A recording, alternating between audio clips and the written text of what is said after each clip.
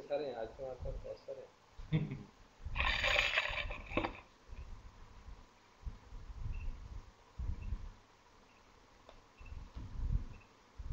So this is another, this is my perspective on the Four Noble Truths, and just wanted to set what I have done and for this. So what, as we kind of were going towards was, the Ehipasiko, which is Buddha's wish to come and see. So this whole perspective is what I have realized in in the last few years of my meditation and being related to this, and some of this, and the other one which is very similar. I'm trying to mention is because multiple times is because this is more of my understanding, and this is what I could see from seeing my mind and seeing my mind body complex, and and I was I was very inspired by the Ajancha and Jan Sumedo's focus on trust yourself, trust your experiences and what you find inside you more than the theory you hear. The theory you hear could be a hypothesis, but you have to really trust. And I think this goes very well with some of our, Hindu uh, philosophies also, where we say the whole world is inside you. So if you can really trust that, and you trust what you find inside you, that could become your basis. And because of all this thing, you may find that I have taken liberty to differ on some of the traditional Buddhist interpretations. uh, I am not saying they are right or wrong. What I'm saying is this is what I have experienced in myself, and then we can discuss and share what how we can interpret that. So I think what I wanted to do was I want to start by a few questions that the Four Noble Truths put in front of us, and how my life has gone through on those. And I believe most of us have gone through this, and just wanted to re-emphasize. And when I was reflecting, is there suffering, and when do you realize that there is suffering? So in the early childhood, the uh, the attitude was I suffer because of other people and circumstances, because circumstances are not in my favor. And in childhood, you're forced to make sure that you change your circumstances, work hard, because only if you work hard you will get this, and that will reduce your suffering in future. So all the motivation and all that effort is coming from desire to change your circumstances, change yourself. Become a good person, then you will have less suffering, or change your circumstances and you will have less suffering. Then as you grow, as at least I grew and go to college, you get you get into different mode of realization of suffering. Then you get into this young bubbly mode that there is suffering, but why bother? Right? College grads, you generally try to enjoy your life. We'll handle it when it comes. I'll handle it later. आज की date में enjoy करते हैं. Let's enjoy the current moment when we are not suffering, rather than focus energy on these questions about uh, what is the investigation, the cause of suffering. And that phase has also passed, and there's this, what we call the midlife crisis phase. Here you kind of accept that, you know and you say I have acceptable level of suffering. I don't suffer extremely, high or low. And you say that everybody suffers, everybody goes through this, so would I. There's no way out of it. So, and also you also reach to a conclusion that I have tried my life, at least half of my life, and it's impractical to completely fight suffering out. Right? So I will suffer some. There will be some suffering in me, and the focus would be on just to learn the skills to optimize your life, or at least minimize what you can minimize in your suffering, and forget that you can completely fight suffering out. But look up to the next big moment of your life. Always look up to the next big moment of your life. So I think, as you know, this is just my reflections of what my journey has been around the idea of suffering. But these, the meditation and all the things that we've been doing, uh, there were some things that have struck the chord. Uh, the first one was when I went to my first camp, and within a day or two, it shook me that I'm more or less responsible for myself.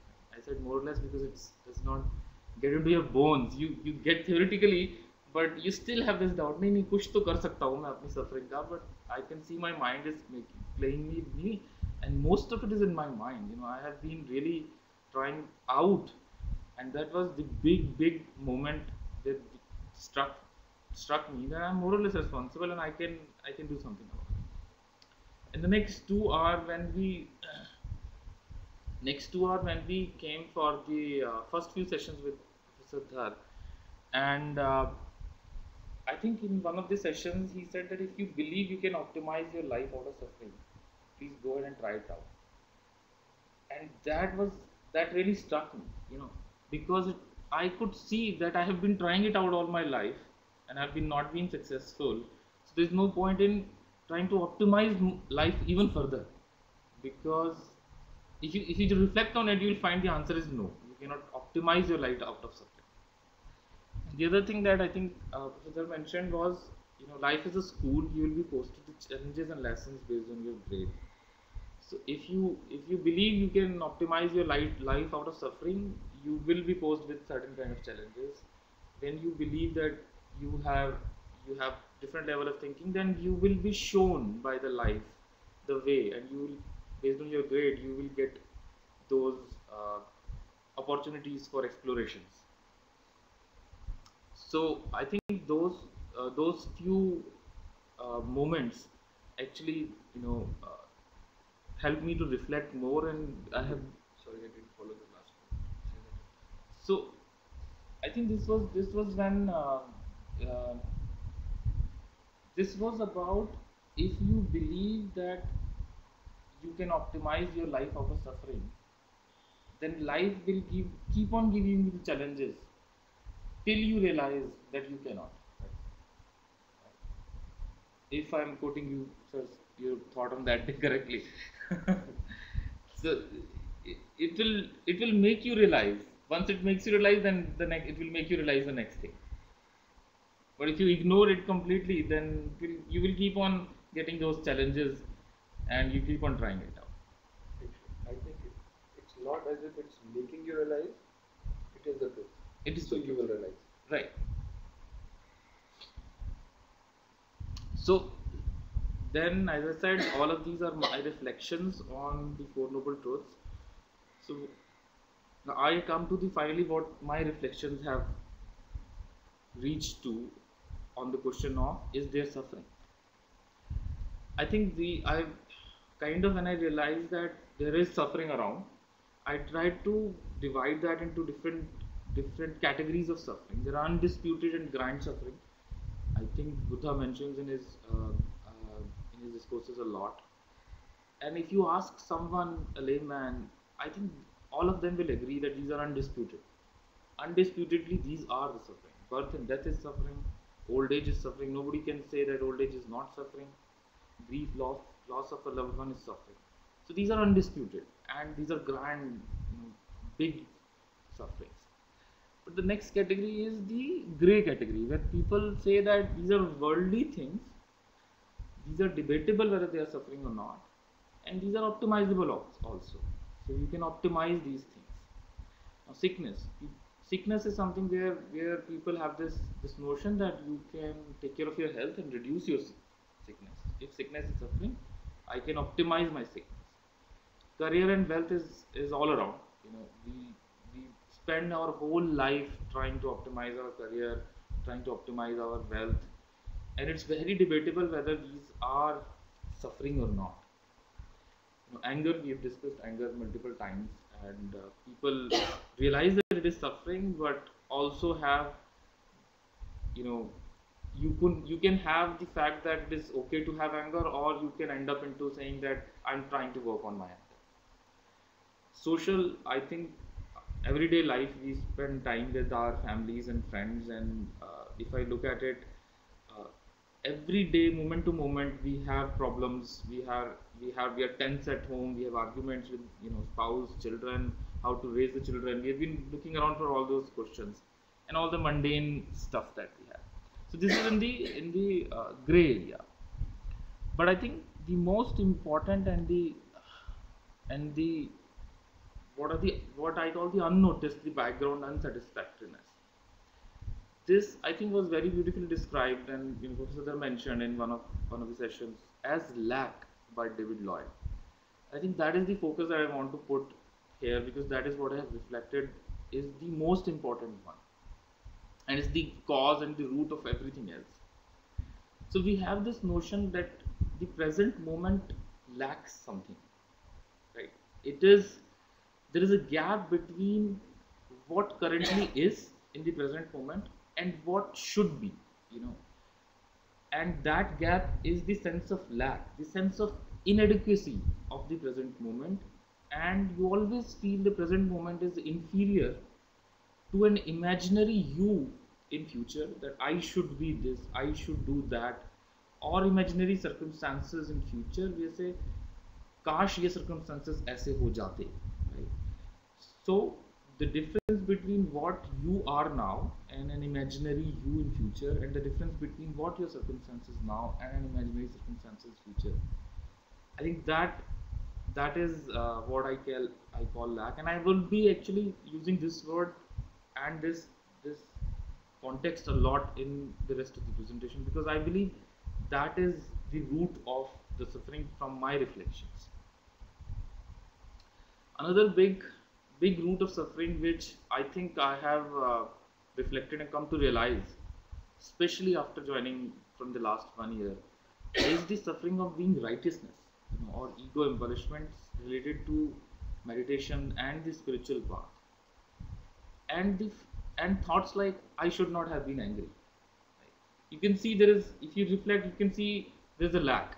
There is an I which is angry, and there is an imaginary I which should not be angry. So by definition there is a lack here. There is an unsatisfactoriness, that what currently I am is not satisfactory. Artificial behavior, I think the righteousness brings a lot of artificial behavior, uh, and I would say that I've seen in myself and in a lot of other people in meditation camps. In the 10th day, I feel most of us are artificial, right? We're talking about what we have been doing in the spiritual path. All our mundane life, 99% of life that we live is completely forgotten. We all talk about what meditation, how good meditation is.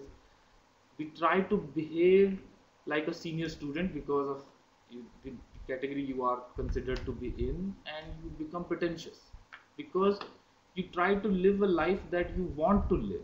You have an imaginary I, that I want to become like this after doing these camps. So you try to live that life in front of children.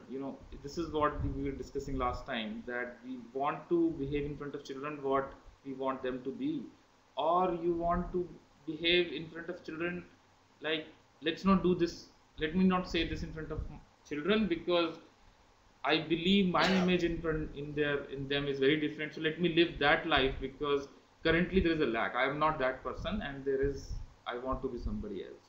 In social groups or groups where you believe you want to behave like a spiritual person,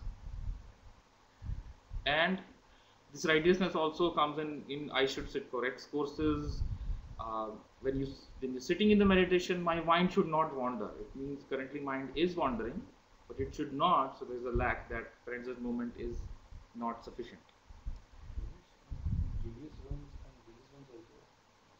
The previous ones, which you were able to categorize them into different kind of grand sufferings and subtle debatable suffering, are they all not different manifestations of the Yes. lack? Yeah, that's what I said. This is what I have reflected is the root cause of everything else. But it is also one of the most unnoticed one. you never notice that you are living in a lack. You always believe the current moment is lacking something, and you're trying to live a future imaginary I or imaginary create imaginary circumstances. And we, Just, I don't know whether you want to wait for the end or should we. I think we can take few questions, but you have to leave early. That's why I want to take few questions. Okay. So, so this whole issue of suffering fundamentally because of this feeling of something lacking. So I had an interesting experience during my health checkup. Uh, we all know when a surgeon does a health checkup, it can be a little bit painful. And I kept reminding myself that I will not feel, I will try and not feel the suffering. Okay. So I think there are two parts of these physical sufferings. One is the body response to it, and one is the mental response to it. I think I tried my best to tell myself that it is okay. It was a temporary thing. That it will once the checkup is over, it will be gone, etc., etc. But the physical pain did not subside, and there was a point when I actually felt like crying. Okay, it was acute pain. So I don't know whether my being aware of the fact that it was temporary, whether I felt less pain, but the pain was fairly acute. So I don't know whether there is a way to overcome that physical aspect of pain. I think it. I don't know. Maybe some people can, but I could not. Yeah, I think in my, maybe Professor can respond to that. We discussed that, but my personal experience is that it is I have not been able to, you know, completely convince myself that this is temporary and this will go away. But what I've found, and I'll touch that in the next one, is that suffering is just not the lack. If it was just the lack, then we would never try anything. Because if it is lack is equal to suffering, then we would never try for something better. Suffering is when you associate I with the lack. It means you become the lack. That is suffering. And I think that is true for pain also. So it's not that the pain will not be there, it's a physical pain. You suffer when you become the pain. And I'm not sure whether you can getting the point, but if you can if you can become something else, you can become the knower of the pain will still be there. Pain being impermanent is a fact. And pain, if it is a pain which is not possible to go away, for example, if there could be a perpetual pain in your because of the medical stuff, you cannot convince your mind that it will go away. You can only not become that pain. You can only say it's there and you are the knower of the pain. And the same is true with lack. I will actually touch upon that mind creates lack, but the problem starts to happen when you become lack. So, uh, so just to sort of try and differentiate or make my point a little bit more clear, I was thinking about what you're saying. There is a physical threshold beyond which the body will not take pain, and there will be physical responses to it. You will cry, you will scream, you will start to breathe harder, and then if someone is inflicting that pain on you, there will be anger and resentment towards that person. By alienating yourself from that pain, you can perhaps get a better handle on that resentment and that anger part of it. What is not clear to me is whether that technique will also help you overcome the physical response to it. Why to overcome that? I don't know. What I'm saying is, this should be like any other feeling, a feeling that you should be able to detach from. But it seems there is something more fundamental in the body. I don't know what has been the experience, and maybe I would look for some guidance from you. But Is it possible? Have we seen people who reach a stage where the sheer physical response to acute pain, even that physical response actually is very gentle or mellow? It happens. I share with you and also. But I'll just make one statement.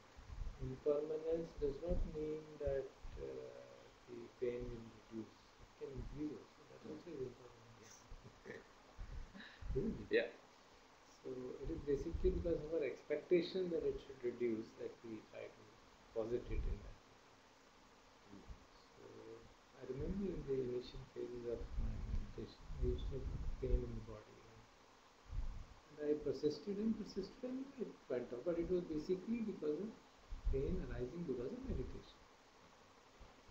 And but if there is a medical condition, one has a boil, and then we say that will the boil go away purely by meditation? I said, yes, it will, in case you have that level of meditation where you can disidentify with the body. But the issue from practical perspective is, and from the perspective of our usual meditators, is that we should be able to see that if a pain is there because of physical condition, illness or injury, we should, my own take on it is that to the extent we can handle it without getting overwhelmed by it, a lot of equanimity breaking, it's fine. And if pain, then take a pain. It's a big deal. Why make a big issue of it? Take a medicine, apply it. And Buddha was injured. Remember last time we had a story? Some Devata threw a big rock on him, and one part of the rock hit into his toe and it just cut over. So he obviously had pain. And when Jivakara was called by Ananda and came and he applied medicine on it. If he wanted, he could have said, no, it's all right, I'll go through it. He could have gone through it. For Buddha, nothing. Because he could have changed his lifespan also. He would mention to Ananda. But he didn't do it. He said, no, it's all right. It's a body, it needs treatment. So it should be given treatment. What is the big deal? So we should take it in that sense at all. Not at all. Of course, when we are meditating intensely, then pains which arise during that period, we should try to see them as soon as possible. That's a different take, because that they are the pains arising because of sankhara upekha. Sankhara is arising and you try to observe, but not otherwise. Of course, there have been some kind of what should I say, exceptional situations where a person had cancer and during meditation he observed and the cancer kind of the boil inside the body broke down and all. Cancer got cured. But that cannot be treated as a general prescription. लेकिन संघारा के उठने से जो शारीरिक दर्द होता है ना, हाँ, तो उस समय कोशिश करनी चाहिए जितना सहन कर सकता है. उस समय भी सहन नहीं होता तो ठीक है, दवाई खा लो. Because if our equanimity breaks down, we are not going to gain anything out of the whole process of trying to put up a defense and becoming a big meditator who is not ready to take medicine. तो फिर ego ही बढ़ती है उससे, इससे दिक्कत ही peacefully accept whatever is possible. Whatever is not possible, we don't force it. Medicine is one of the things which is allowed for the monks. The four requisites में food, clothing, shelter and medicine.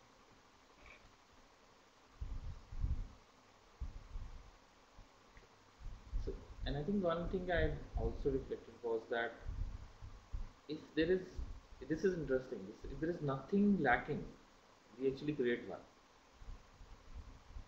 So, and that is the property of the mind, that if you find that there is nothing lacking in now in this situation, you will create something. For example, the Krishna and the Nyanmika affair is about that. You know, as soon as you reach something, you create next one. If you reach something, you create next one. And one interesting thing that I found, as was mentioned by Rodney Smith in one of the lectures, was that he said that if you, for example, start your meditation by saying that I want to meditate because I want to feel the peace. And how do you feel the peace is? Stop doing everything else and sit. and I would be the most peaceful person in the mind because I have nothing to do in front of me. Right? If there is nothing to do in front of you and you cut yourself out from all the obligations for half an hour, sit. Logic says that should be the most peaceful moment of your life, but it's the reverse. So what is boredom? Boredom is where you don't give an external task to your mind to do something. It will create one for you in your mind. Right? If you are doing an external task, you are doing it because there is a lack. You want to do X job or Y job or Z job. Okay, don't give that job. You believe that job is creating stress. Every job that is creating stress, cut that out. Sit. Your mind will create new ones. And I think that is boredom. You get bored because you feel current moment does not have excitement. So I think so. We come to the conclusion: yes, there is suffering, and the first noble truth says that there is suffering. I just wanted to mention the three parts of the first noble truth: that there is suffering, suffering should be understood, and suffering has been understood. And I consider this. I want to relate this to the three parts of uh, which are pariyati, theory, Patipati, which is practice, and Pati Veda, which is the understanding and the application of the ordinary things of life. Pati Veda, I see it as something which has pierced you, some in your understanding. It's in your bones. And maybe when Buddha was mentioning the three aspects of every noble truth, he was pointing to these three. He was saying that in theory there is suffering. It's a fact. And you need to practice that. You need to repeatedly understand that till it becomes Pativeda, it pierces your understanding. So I think these three are mentioned in all the Four Noble Truths because, and I see it from the fact that the Pariyati, Patipati, and Pativeda have to go together.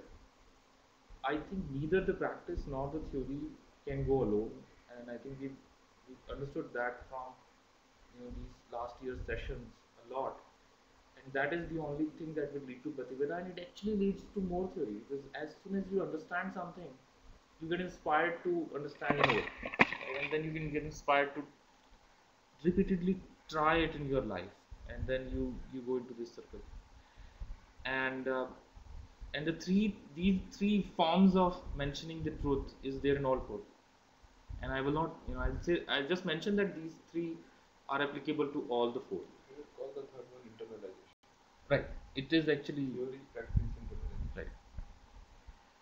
So now the question arises that if there is suffering, then why do we suffer? What is the cause of suffering?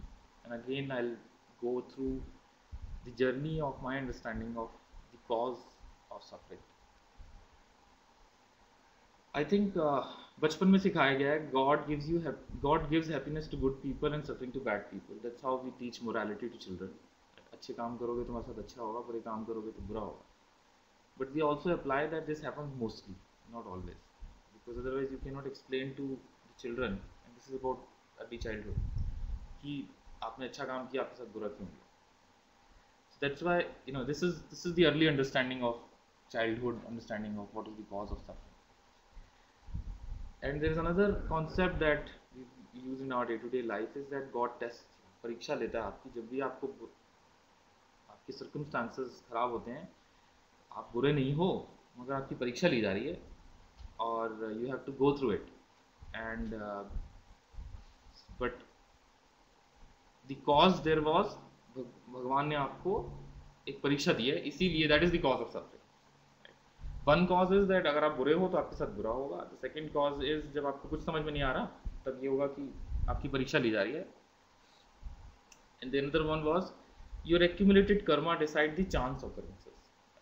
I specifically mentioned the chance occurrences because that is also used that if suddenly something very arbitrary happens to you, would say one of the reasoning is that your past accumulated karmas have surfaced now, and it it is because of that. You kind of that is attributed as the cause of suffering. And this is something that I have learned in most of the camps, is that why do we react in a way that makes us suffer? And one of the reasons is that one of your sankharas will arise and will dominate your response. And the autonomous response to our sensations with craving and aversion is the cause of suffering. Now, I do want to mention that many of them are very much palatable to me as theory, but I could not get into the Prativeda for most of these. At least first three, definitely not.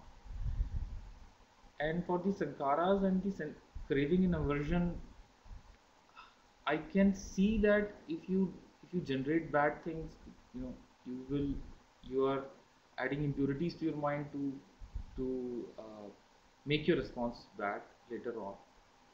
But when the current response happens in an autonomous way, where at that moment you cannot attribute what is the cause of that response. How did that sankhara arise? If there was a sankhara which was determining my response, I cannot recognize that is happening in me. I can theorize that it's happening in me, but I cannot recognize that is happening. And I'm saying because I cannot. Maybe there are different stages where you can, but at least for me I cannot.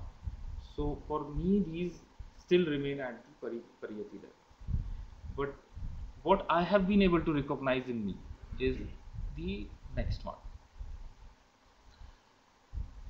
At the most mundane level, the reasons of the suffering is that one I did mention that because we keep on trying to optimize our life out of suffering, and that is a lack of understanding. That if you understand that you cannot do it, then you will not try to do it. Because we try and fail, that is one cause of suffering. And the background there is that we don't want to accept. Right? So rather than having the fact that you are getting suffering because you are good or you are bad or it is a test, it's there. Life is, as we say, life is not guaranteed to be fair. So why do you try to optimize out of it? So that view that you will always be able to optimize out of suffering is the cause of suffering, because we get attached that we will be able to do it, we will be able to do it. You see, there's a little subtle, I think we discussed this last time also, and I think that's a talk about it in greater details. This can mislead you to therefore not try things. Yes. So, looking at life and finding inefficiencies of all kinds, unfairness, is actually okay, in my opinion. Trying to fix them is also actually okay. It's okay. But if the drive in you is primarily coming from my suffering and my need to remove that suffering versus doing this because this is right, I think that's a difference. And even after with the right intention, when you do it, making sure that you don't cling to the result. That's what I have sort of learned over the last week. I think and all of them are true, and I will try to go a bit deeper into that in the later, where I would say there are two constituents required to be suffering. So the other is that we believe that we are very intellectual people and we will be able to reason out ourselves out of suffering. Right? Either we try it with our effort or we try it with our logic. And because by inherent nature both are not possible, we end up in suffering.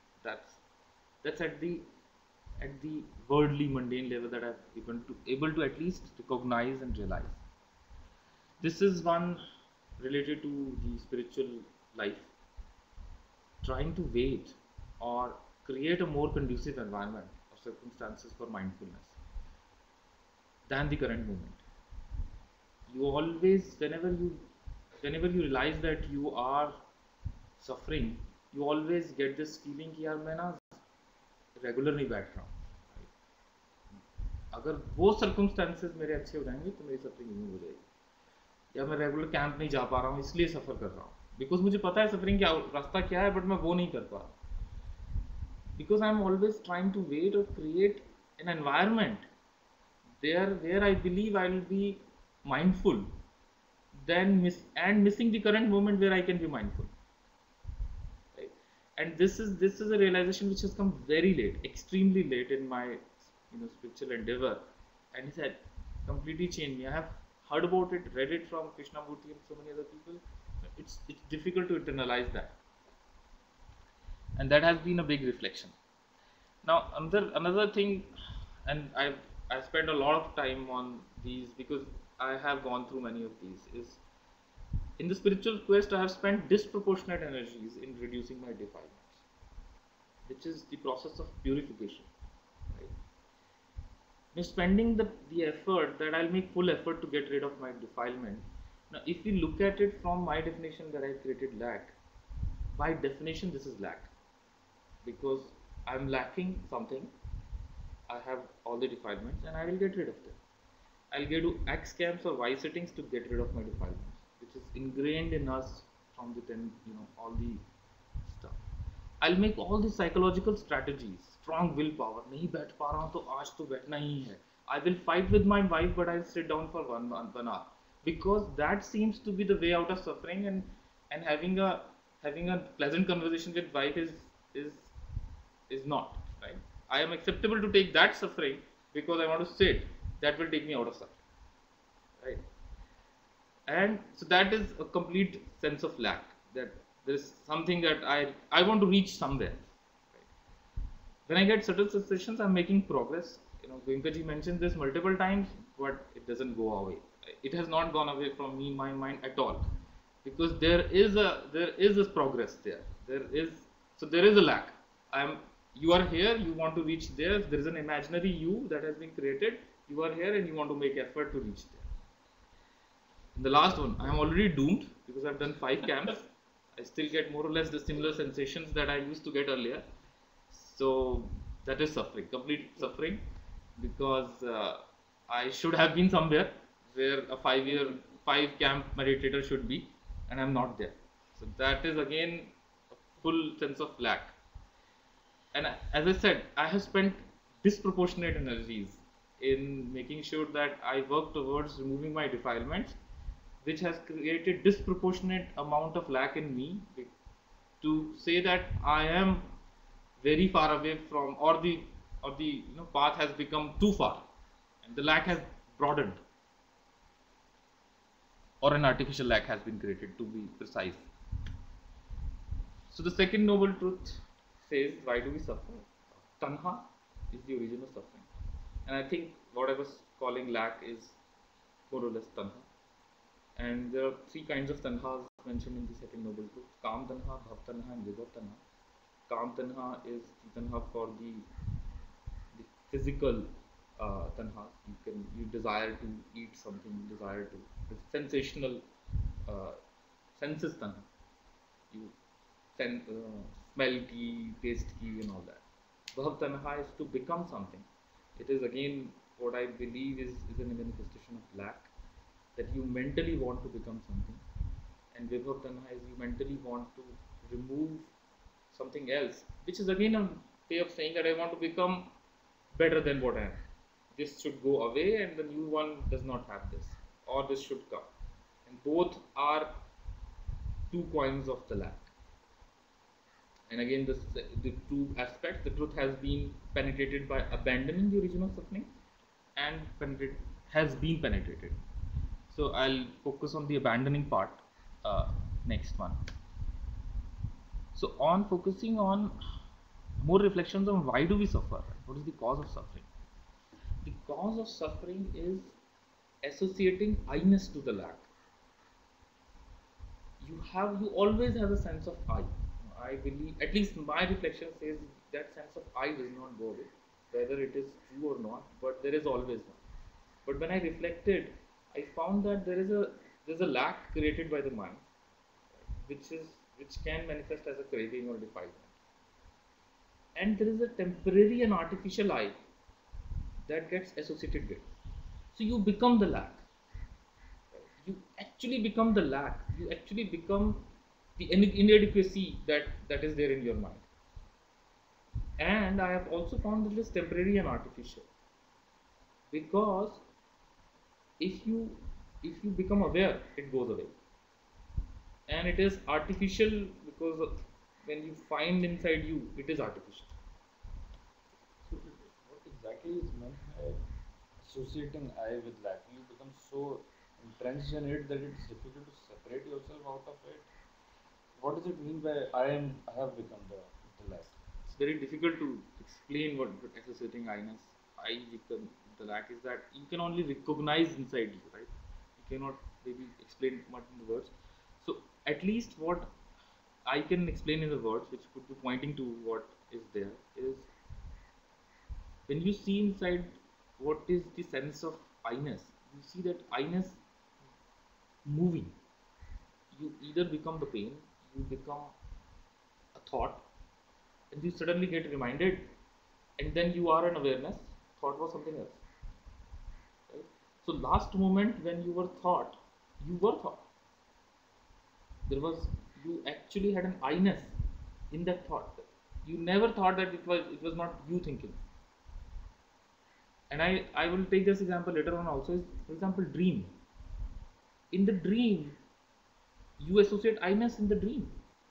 You think that you are living that world, but as soon as you become awake, you know that that was dream, and you are now, you associate I-ness with this moment now, then saying कि you were in that world में वहाँ पे जो थे, but you would say that वहाँ नहीं थे ना, it's dream था, because our I-ness अभी यहाँ पर है. At dream I-ness was there. See, there's probably another way to explain this also. This whole issue of of not taking your life personally is very tightly linked to this concept. So it could be as simple as a pin pricks your finger, you see the blood coming out and you feel the pain. Now, there are two ways to try and think about it. Again, I have not internalized this. This is all theoretical thing that I am talking about. You can say, why did this happen to me? The pin pricked my finger, it's causing me pain. This is I. So I have identified with the pain. Versus imagining yourself to be, for a minute, imagine that you are beyond this body. I mean, you are something, I'm not defining who you are, but you are not this. The description will be, this pin pricked this finger and the blood came out. The physical sense of pain, I don't know whether that will subside. That's what exactly I was pointing out, that at least in my case it did not. But the agony associated with it will. Because now you are not associating the pain with you. You are associating some event or some occurrence that happened between certain objects. So, I don't know whether I made my point but clear, but this, I think what, I don't know if that's what you're trying to say, but identifying you with pain versus looking at it as an objective observer from outside, perhaps is the difference. And it's difficult. You have to feel it. You have to recognize that your I-ness actually is is shuffling. That is the word I use. And this starts to become much more effective when the discomfort moves from physical to mental. Why did I not get a promotion? There, this is much more effective. You suddenly start to say, who am I? So the manager decided that the employee did not do good enough, and so the employee was not promoted. The manager could be wrong in his assessment or right in it, but what has that got to do with me? It's sort of abstract, right? I'm surprised that I'm saying these words. A few months ago I would not have, but It again. also feel like when you say the deficit, talking about the lack and the deficit in me, I'm taking it with I, like in the context of I. So when I say I am deficit in a certain thing, the pain comes because I'm looking at myself in a certain way. I'm lesser because there's this lack. Is it the same as your understanding? Just let me know. the way I at least have reflected is that there is a mind-body complex which believes that the current moment is lacking, but you become that. You associate with that and you say, oh yeah, yeah, there's something lacking. Let me try. But if you become awareness, if you, then you say, oh, the I-ness is in that at that moment is in the awareness. That last moment, this mind-body was thinking that you could decide to stop it. You could decide to let it go if it is right. So I think the lack that he's talking about, as I understand him say, the lack is between what your notion of you should be versus what you are right now. So when you took an example of pain, the expected position is I should not have pain, but I'm having pain, so I'm lacking something.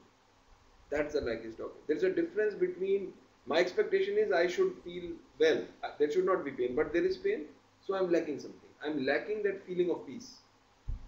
That itself is a problem. Okay, I went one step like maybe back of that I can't say, but also we could experience as an extrapolation that because what I expected didn't happen, and because what is so unfathomable, so unpleasant, therefore it speaks of me also. So in a psychological sense, that I'm lesser. In some circumstances, You are which lesser. would You are lesser absolutely. because there is a benchmark, right? Yeah. And the difference between the what you are and the benchmark Is the lack. is the lack. Yeah. Lesser compared to something. That Right. something is Exactly. you've decided that something. And Yeah. interestingly, both the benchmark and what you are You are imaginary concepts. Yes. You are Yeah, the that's substance. yeah. You are That's the what You just associate with an imaginary concept of what you currently are. Right. You create an imaginary concept of What what you should be. or a greater sense being, and you create a lack. There are two things here. One is there is a lack, and there is an association of yourself with the lesser one. With both actually. and the Right. third of expected one. Yes. Whichever. Yes. Right. Which is again the same form. And interestingly, just a thought, and when you do it the other way around, where you decided some arbitrary benchmark and you decided you were above that, then the feeling of arrogance and pride will. Yeah. Yeah, that's the other side of the coin. But the suffering generally comes from the fear of losing that. Yes. The lack there, Because- that this a future is there which may not have this. Because you have put yourself above some menial normal threshold and therefore set another threshold for yourself, the feeling of losing that will also cause. This is the suffering of celebrities. Right. Yeah. So, and I think what I have reflected is that you can abandon, which is what the Buddha was pointing out to tanha, not by purification, but by dissociating I-ness with it. And I mentioned this, the concept of purification by definition assumes a lack in the present moment and a self making efforts to bridge that lack. So both are required. Right. A self means an I-ness. There could be a mind-body complex that is working towards it. That's so perfectly fine. But both are required. So I think this. I have found that this whole working very hard towards the purification was actually creating a lot more suffering. I'm still investigating at the level of practice and Prativeda. Why does mind create a lack? Yeah. Why did it create it in the first place? Moment by moment, it creates something. It could be sankharas, it could be other things. I have not been able to recognize the cause of that in my mind. Right? Why do I create an artificial I?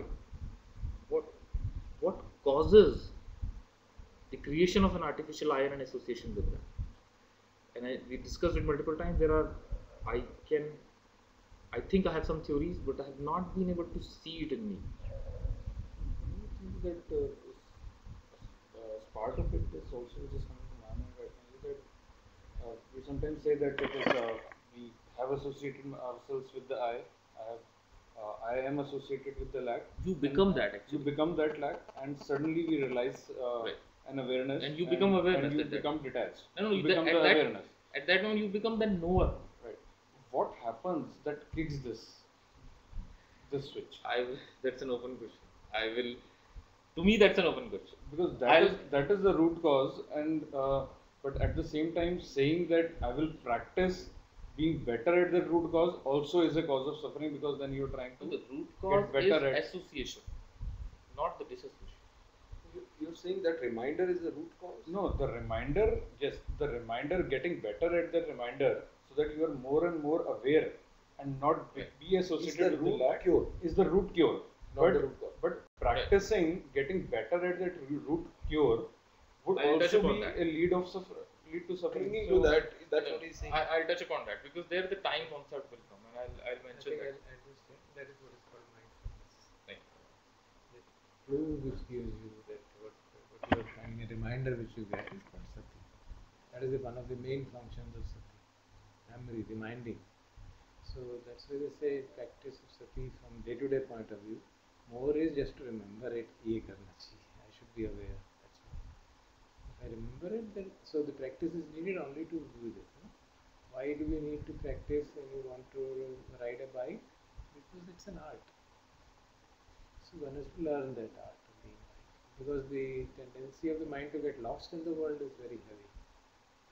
Because the senses get attracted by things, attracted or repelled, whichever way. but not being able to learn that art or not being able to practice that art so that I can become better at it will also The be issue is not of I becoming better. Issue is of living that time. The issue is of living mindfully or living absent-mindedly. Simple. It's a matter of deciding what do I want to live in an absent-minded manner or live mindfully. So it seems to me that mindful living is better, and so I practice it. The issue is now if I get linked to that also, then if you start grasping it, then I'll suffer. If you grasp on I want to become liberated, then you'll also suffer. So the issue is of seeing things correctly. So and accepting that I suffer, it's all right. Suffering is not something. It does not belittle me. Yeah. Okay, that's it. This human realm is. So there's that story of why do we suffer? He says you're born. As simple as that. There's no questions asked. Yeah. So that's it. So it's all right. There's nothing. I mean, actually, what happens is that we somehow feel that we are diminished. Right. I am suffering, and whole world is enjoying. I seem to be really. Or I'm suffering and everybody is making progress. and I am really a despicable character. जैसे अभी इन्होंने बताया ना कि lack मतलब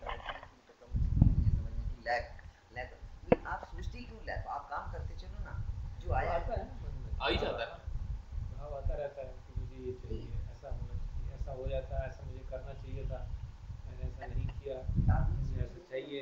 नहीं, वो तो थ्योरी की बात है, प्रैक्टिस प्रैक्टिस में भी तो जैसे मतलब इतना ज़्यादा उसको एम्फसाइज करना कि भाई ये मतलब होता है ना, जो किसी के साथ हो रहा है वो ये थोड़ा है कि वो थ्योरी बता रहे हैं। मेरे साथ ऐसा होता है और सामान्य जो लोग हैं, अधिकतर लोगों के साथ ये प्रॉब्लम रहती है। जब खासतौर पर as long as they are still heavily engaged in worldly business. ना हम लोग तो रिटायर हो गए ना, तो जब हम डेली इंटरेक्ट करेंगे ऑफिस में जाके स्टूडेंट से, टीचर से, डायरेक्टर से, इससे, बॉस से, एमडी से, तो ये प्रॉब्लम होने वाली, क्योंकि वो लोग रिमाइंड कराएंगे ना आपको, you are lacking in this. It is the job of the boss to remind you that you are lacking, and then you take it for the fact. Yes, I am. And then you take it personally. Sati versus the boss. How to happen? Boss reminds lack, Sati reminds spike. So take it and Yeah. see it as a sport. So as mentioned, I have these two questions are still lingering on in my mind, and I may have theories to answer, and Akhilesh has given me a lot of theories, but I have not seen them in me. So the third noble truth is, I just mentioned, there is cessation of suffering. It should be realized, and it has been realized in the same Trinity. I mentioned the four noble truths also because I will take few slides and few journeys into different aspects and reach to my understanding of the cessation and the path leading to cessation. So just mentioned, the four noble truths, the eightfold path is the samma vacha, speech, samma action, samma livelihood, samma vayamo, which is effort, samma sati, which is mindfulness, samadhi, which is concentration. the T which is view and some couples intention. But let me share some of my reflections on suffering and permanence and the time concept. I'll bring that. So one interesting reflection is that most of the lack evaporates if not associated with darkness. As soon as you become the awareness, you see that the lack which was artificial will evaporate, fume, it's gone. And that itself shows that there was nothing permanent in that lack. It was artificial. Because the moment you become the awareness and its identity loses, it means it did not have an identity in itself earlier also. Right? And I mentioned this a couple of times. I have seen in myself that this sense of I shuffles between at least these three things. It shuffles between thought, so I become the thought I'm thinking, or I become a physical emotional feeling. I become the pain, or I become the fear I'm afraid, or I become a feeling of physical or emotional. I categorize them as one, or I become the awareness. At least in me, I have seen these three. I was mentioning to Deepak that Abhidhamma may have mentioned a lot. At least these three big categories, I've realized that I shuffle between these three things. The I-ness. I was just trying to replay what you said by swapping the words, and it sort of gave an interesting meaning. I'll just say that you said I become the thought, I become the feeling, I become the awareness. Say it the other way around. Thought became I, the feeling became I, and the awareness. That sort of gives us slightly different perspective. True. Actually, that's very true. So I've realized that both. So the first fact that I evaporates gives you a reflection that there was nothing in it. So it is not permanent. And the fact that the I-ness shuffles a lot. So there is nothing called a permanent I. You either become the thought, you become the pain, or you become the awareness. So there's nothing permanent in I. So at least the I-ness is also shuffling, the lack is also shuffling. And that's what my reflections on the permanence or anicca has been. By looking inside me and say that, see, it feels like this. So Rajesh, more specifically, I think this one goes very well with what we discussed on the last night. There is no permanent I-ness because sometimes the thought becomes I. Right. Sometimes the feeling becomes I, and sometimes the awareness becomes I. Yeah. And that gives you it's nothing permanent. Neither the I is permanent, nor the lack is permanent. So what is going on? The only thing is there is a pull to create both. Designation. Huh? Designation. Academics, that is a big problem. Sir, सब जगह है वो. यहाँ पे भी है sir. Okay, then I'll touch then another concept for time and continuity. So again, this is what I have reflected in recent times only and found very useful. That thinking by this I, which is the thought becomes I. That what went wrong to that I, which was also artificial, is suffering. Right? Again, thinking by that artificial I, which is the thought of what could go wrong to the artificial I, is suffering. So if we reflect on it, then we feel that this is temporal. This is a thought which is of the past or a thought of the future. And if you do not add temporal concept to it, there is no suffering. Suffering is always temporal. It will always be related to a thought or becoming a thought of the past or becoming a thought of the future. If you are now, then you are only receiving what you receive from your senses. Right? And there is no suffering in that. And when you are in that present moment, when you are not lost, then you are the knower. Knower becomes the I. and it becomes via the sense organs. But you suddenly, rather than becoming the thought, you come back to your body. You come back to, you embody yourself, right? And it, interestingly, at that moment is also a recognizer moment of what was the thinking mind doing the last moment. That is the only moment that you can realize what was it doing the last moment, because in the last moment you were the thought. You never could realize. It's like the waking up. In the wake, immediately moment after waking up, you remember your dream. What were you doing last moment? And that is the moment where you can reflect. Where was I earlier? Where am I now? So now, taking this concept that most of the suffering that I've felt is temporal. It is about not living in this moment, but thinking or becoming the thinking of the past or becoming the thinking of the future. So then, what is continuity? It is temporal.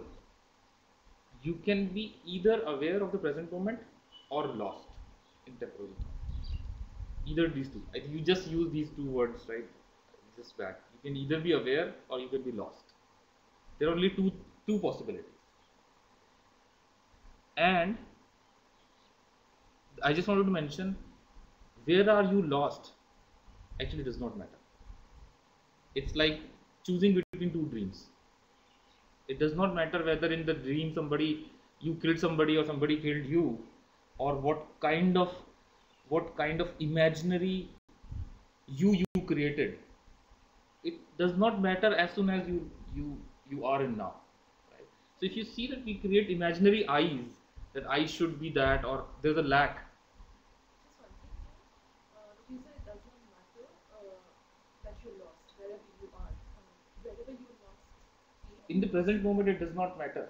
From the present moment's perspective, being lost in all kinds of scenarios are equivalent.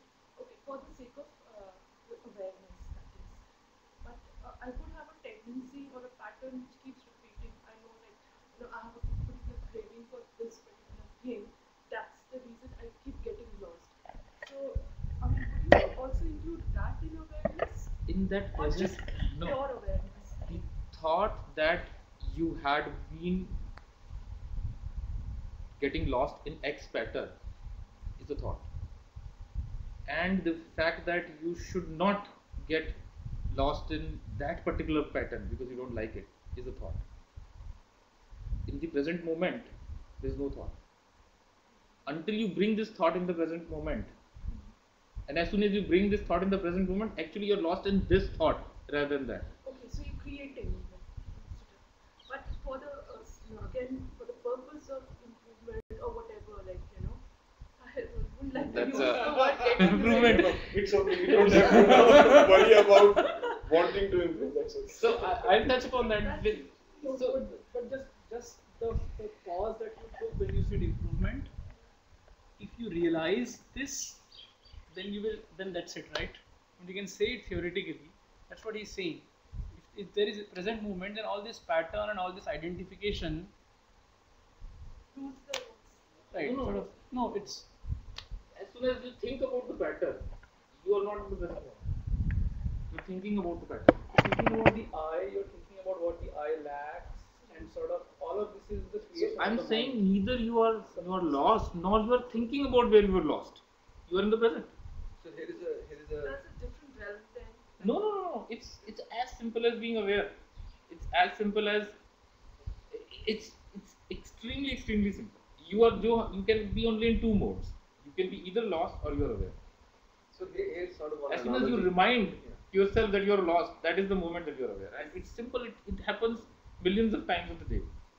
Here's one analogy. There's a fly, and there are two enclosures. Okay, two small sort of boxes or enclosures with no lid. There is a film around those two boxes, optical film, so that from outside you can look inside, from inside you can't look outside. Right? This box is called thought. This box is called feeling. Okay. The fly can either be in this box, or in this box, or can be outside. When the fly is outside, this outside is awareness. it can look into the thought, it can look into the feeling. Okay? The feeling and the thought boxes are on their own. Whatever is happening inside is happening. When the fly comes into awareness, it can look at these two boxes. Or the fly can get into one of those boxes by flying in. When it is inside, it cannot see awareness. Because the film is one view. Right? What is not clear to me is who is this fly? and That is the only question to वो मैंने answer. open question में रखा हुआ है. and who brings it out? Where and Sati कहाँ से आता है? So the more thoughtful or the Right. more mindful Mindful you people, the are. flies Right. come out of the box more often. Right. But who is this fly? Right. So now the question is, let me change the metaphor to say that there is a very famous metaphor in Ashtavakra Gita or Zen or wherever, which says that the space outside is the same as the space inside, and if you merge thought feeling into the same box and call it mind body complex or I or whatever, the space inside is the space semi outside, and there is no fly. There is no fly. The space outside is the same as the space inside. That's it. I don't know. I have not been able to recognize समझ that नहीं inside. आता। This is intellectual. Right. वो बिल्कुल भी समझ नहीं आता। So let me just Sorry, I have a conference to attend. I'll excuse myself. One thing which is not being clear to me in this topic is that what is the present moment? Is there anything called present moment at all? What do you So think is the if present there is moment? something which I was either in awareness or I was associated with it, I was in thought or in the feeling, but it's so temporal that is it really possible to capture what is present? Is there anything called present moment at all? And if there is nothing called present moment, then and if you recognize then possibly it Present leads to moment that is there is always no there. I, because there is no present moment. Actually, it's the reverse. There is nothing called anything else other than the present moment. Suppose we ask ourselves the question: at this moment, are we suffering? No. Ask ourselves and verify. Why get into theory? At this particular moment, is there suffering? Any suffering? But as we speak, the present moment is itself changing. Let's not get into theory. It's a theory. Yeah. We talk of conventional time. You know, sometimes it happens. Conventional reality and the Paramarth Satya, the absolute reality, we tend to get mixed up. But we are living in a conventional reality, so let's look at it in that sense. You are right that the moment is slipping every day. So, strictly speaking, you cannot be aware in the same moment of a thought or an action, because the awareness would be not simultaneity is not Yeah. possible. Yeah. It's true, but those are the Abhidhamma point. Let's not get into that.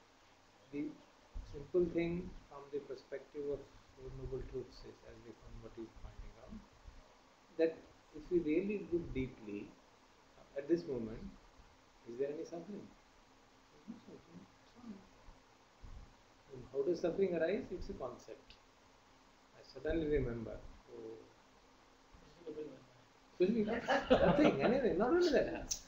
अभी भी मेरे को मेरा आई की feeling नहीं गई. तो suffering. Even that can be a big suffering. Yeah. So it is a concept. Between concept and reality, we keep on moving. So we should be able to distinguish between concept and reality. ये है कि मैं इस समय बैठा हूँ, मुझे यहाँ पर कुछ महसूस हो रहा है, यहाँ कुछ दर्द हो रही है, यहाँ कुछ शब्द आ रहा है, मैं सुन रहा हूँ, मैं समझ रहा हूँ. This is the reality. फिर मैं उनको कंसेप्ट बना के मैच करता हूँ अपनी पुरानी अंडरस्टैंडिंग से, then I try to match them, so find dissonance. They are in proliferation. That's how the mind proliferates.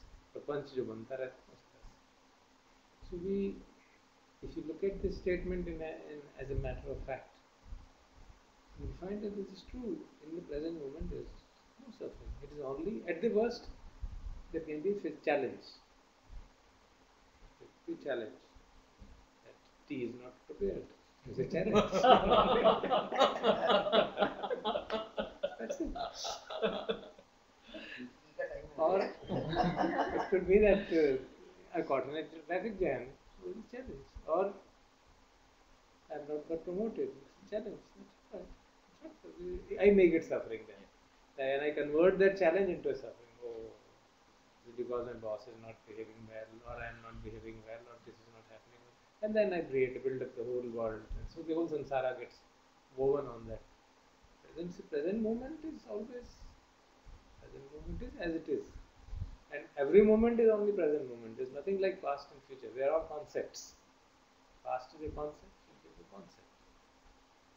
So, And so Ramsubodhu mentioned that don't create a problem out of it.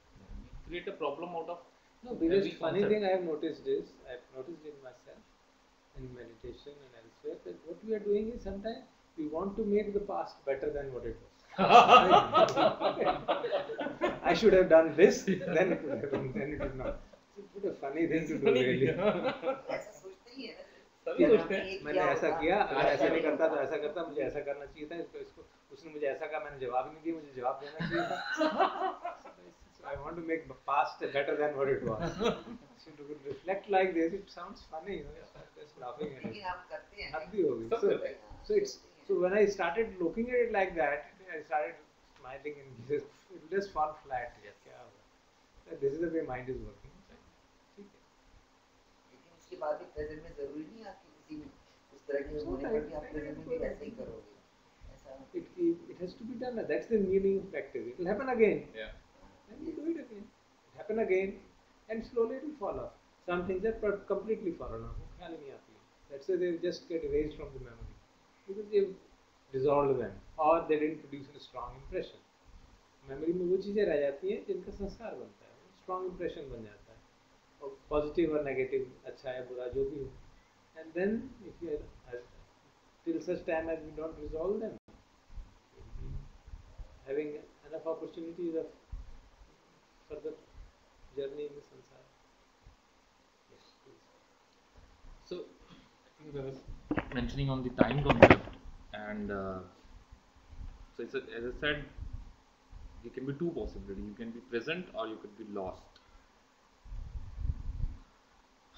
So I have reflected to reach that continuity of awareness may not be desirable. Actually, it may be the source of suffering, because by definition, the continuity is temporal. It is relative to time. That next moment I should be aware. आज इस moment तो हूँ ही हूँ, अगले moment भी होना है. अब मुझे 10 मिनट तक रहना है, मुझे 1 मिनट तक रहना है. And as soon as you realize that I was wandering for so long is a thought, and obviously is a sign of lack, because you created continuity as a goal, and because continuity is temporal and this goal is temporal, if you realize that you were wandering for so long, this will create me something. I will not try to wander for next few moments. If you look deeply, this is actually a thought.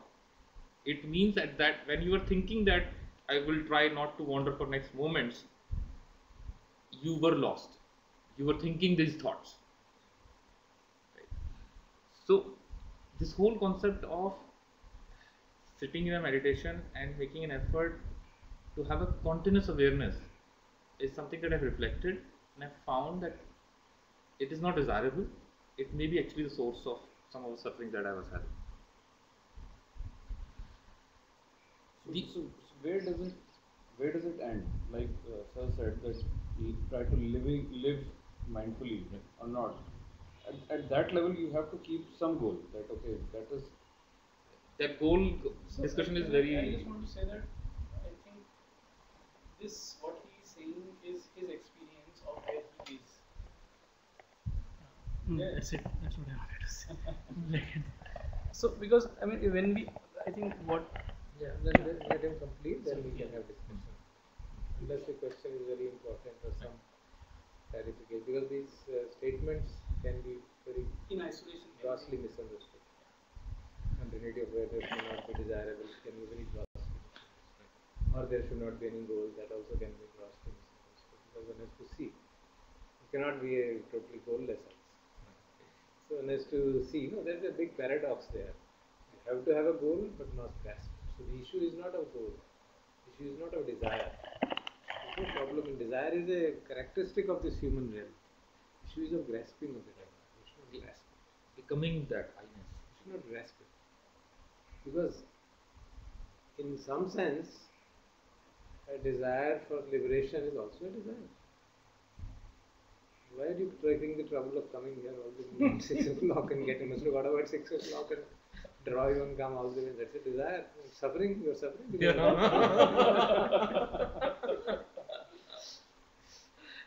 so that's all right. Nothing wrong in suffering. That's the characteristic of this realm. You don't have deva bodies कि मैं सोचा और पहुंच गया ऐसा तो है नहीं ना अभी. निर्माण हेतु भी जब ये सोचा कि मुझे खोज करना है निर्माण प्राप्त करना वो भी तो है. So that's why he suffered for millions of years. He suffered through so many lives he had. That's why they say वो जो morning chanting उसी सुनते हैं भगवान बुद्ध की हम नमस्कार कर रहे हैं that he took the trouble of fulfilling his paramis over eons so that he become a Buddha and helped us. So Bodhisattva का तो concept है he embraces suffering. When a person announces in front of a Buddha, I want to be Bodhisattva, then the Buddha tells him, are you sure what you are saying? Here, what does it mean? It means that for millions and millions of eons you will suffer through birth again and birth and rebirth, birth and rebirth. You have to perfect your paramis to that extent. It is true, it happens to everybody.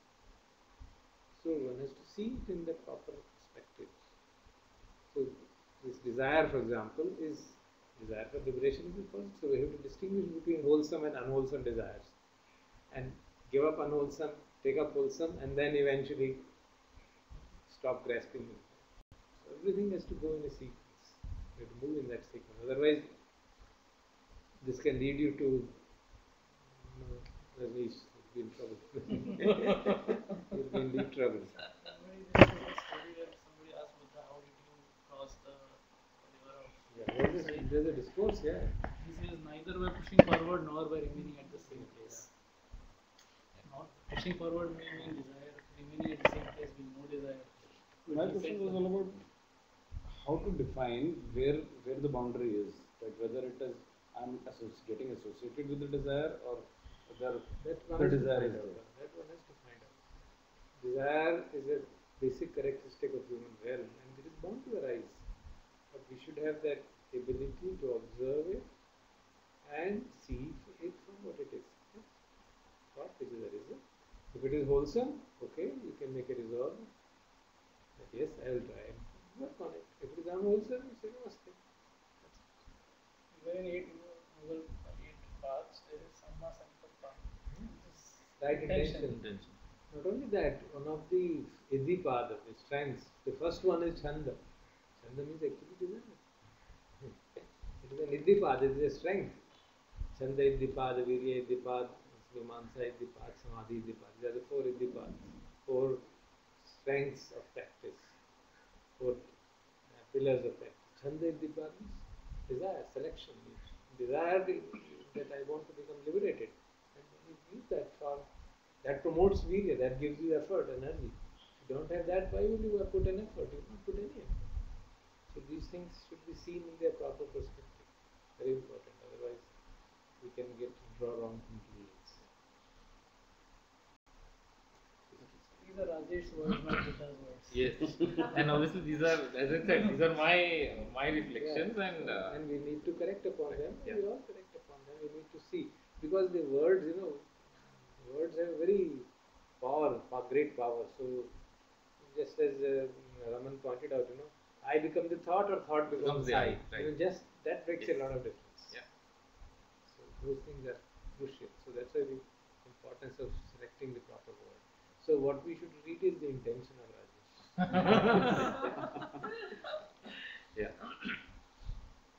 So I think I've reflected that in the concept of time, the only moment you can work upon is the present moment, because both past and future are concepts that you create in the present moment.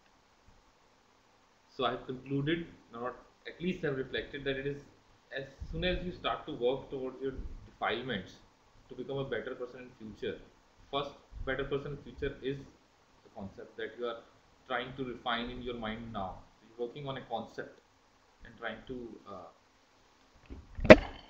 in the present moment, actually, you, rather than being in the present moment, you have lost it and you are working on a concept of a future. So you can only recognize what is keeping you distracted in the present moment in the present moment. So you cannot recognize the fact that what So I'll touch upon this later on also, that what I've started is only look for this moment when you're getting lost, or which is called alertness, and then that's it, because you can either be present or you could be lost. So if you try or intend not to be lost, that's that's only I felt it sufficient, because you could be lost in a worldly picture that I should be doing this, I should be doing that, or you could be lost that I should not have defilements in this thought, or you could be lost while in meditating that पिछले 5 minute से तो मेरा mind wander कर रहा था, next moment I should not be lost. If you look at deeply, right there at that moment when you are thinking that, you were actually lost with the intention that you should not get lost. You were thinking about being lost. So rather than thinking about being lost, why don't you just leave it and be present? So I think I've realized the only moment that you can work upon is the present moment. And in the present moment, if you start to plan what your next moment, you stop working upon the present moment. So as soon as you get a reminder, you have to work on the present, not create a strategy of past or future. So I'll touch on the inclusive and exclusive awareness. I think we touched upon this thing last time also, and I've been reflecting it for some time now. I think I wanted to start with the profound statements of Nisarg Maharaj that had stuck the chord in me, which was that when he was trying to describe what I am in the book I Am That, discover all that you are not: body, feelings, thought, time, space, this or that. Nothing concrete or abstract which you perceive can be you. The very act of perceiving shows that you are not what you perceive. And the clearer you understand on the level of mind, you can be described in negative terms only, the quicker you will come to the end of the search and realize that you are the limitless being. Now, I just said these are the profound statements that struck the chord. I have not realized this in my mind, but it somehow struck the chord that this concept of describing things in negative is very profound. And what Nisargadatta is pointing to is that you can only describe I in the negative terms. You can only describe I am not thought, you can only describe I am not feeling, I am not body. Because the very act that you can perceive it, what you are not, the very act that you can perceive what you are not, by definition means that you are not that. So it can only be done in a negative sense. Now that concept has actually had shaken me up, and I have read in John Sumidho also books also and other. That is very difficult to grasp, but darkness and space is easier to grasp. So what is space? And Ajahn Sumidho actually asks us to contemplate a lot on space. So space can only be described in negative. And you can only describe that removing this will create space, or a void of this is space, void of that is space, void of that is space. And what is space? If you say what is space, you cannot say what is space, because can only be described in negative terms. So I was thinking about describing space, and I was trying to relate to what Nisargadatta was saying for I, and I found similarity. So space is not all these things that can be contained in space. But space is not a container. Space is the source of all these things. Space is where, because as soon as you would use the word container, then what is the container of container kind of stuff. And Nisargadatta also uses the same concept for I, which we cannot recognize, but space we can easily recognize.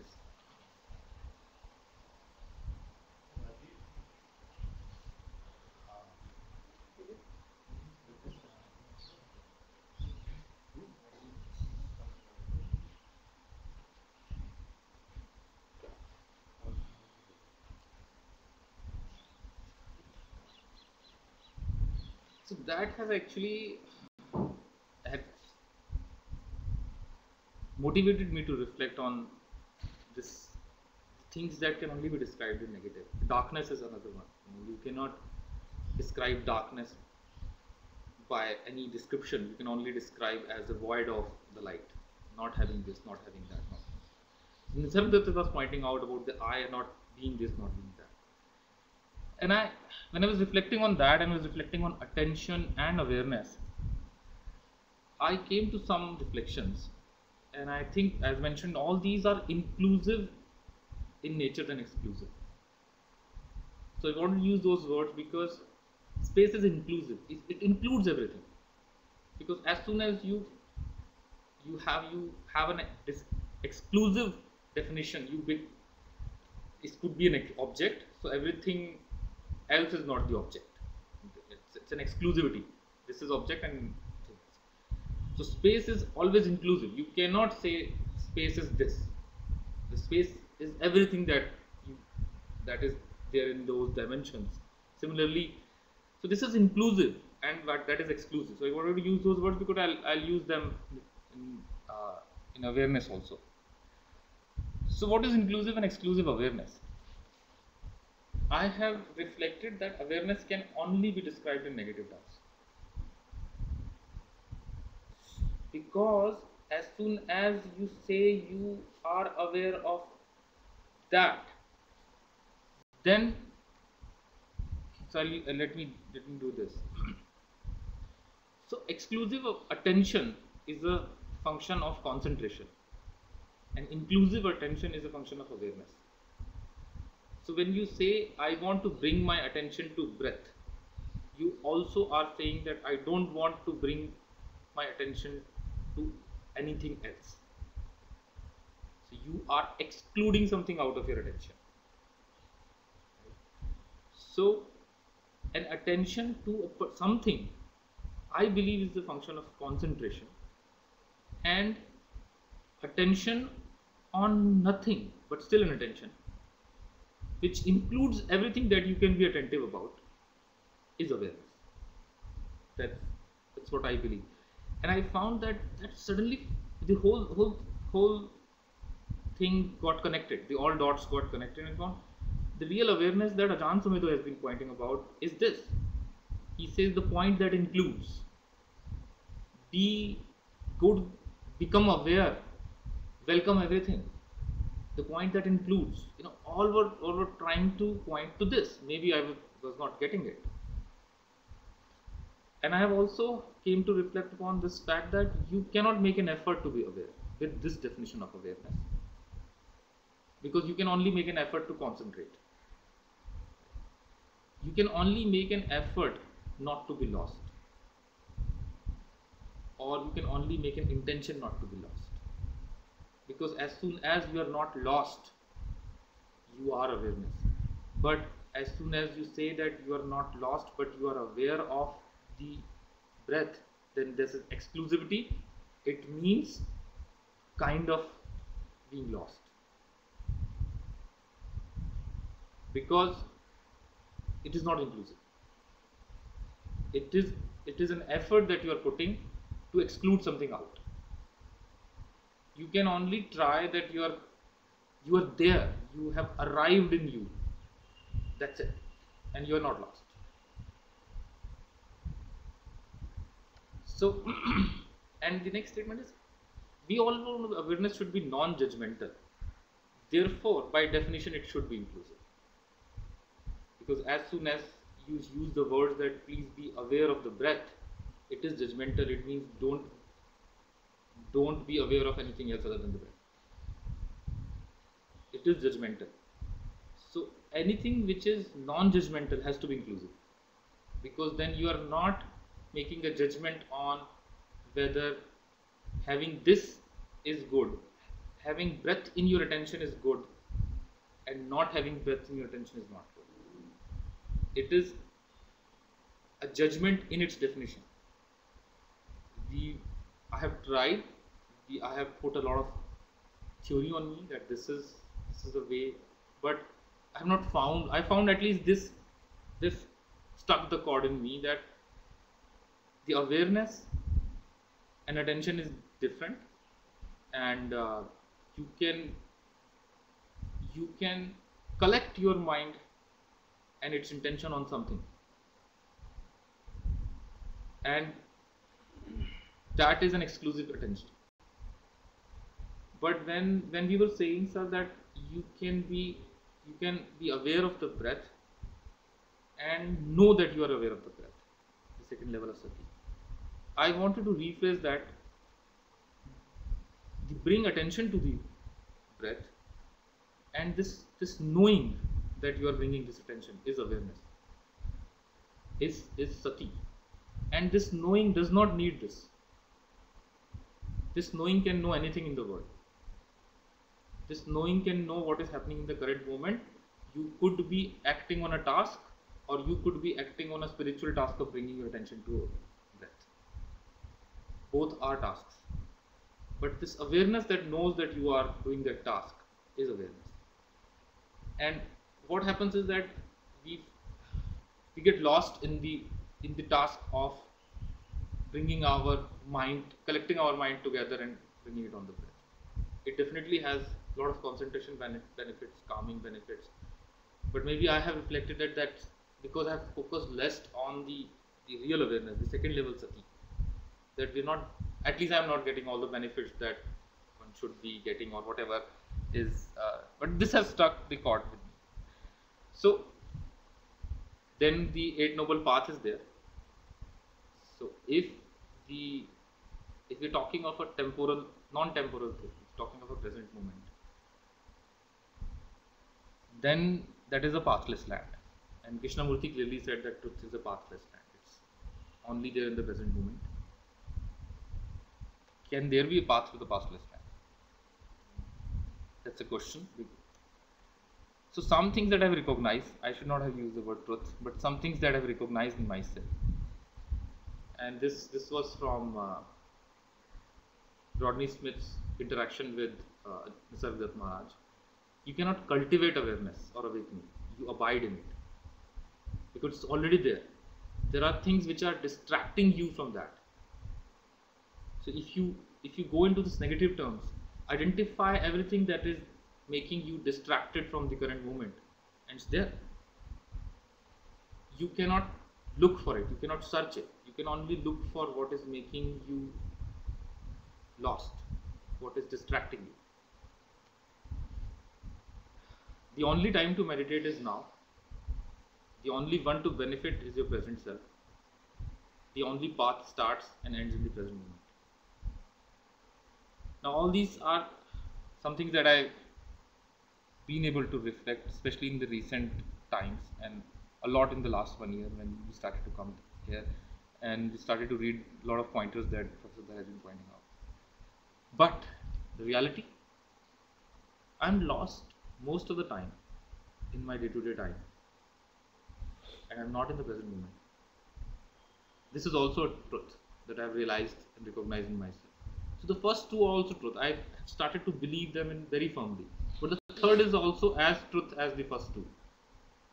That if you see, if that is the case, then I'm lost most of the time. So what is the cause? What is it?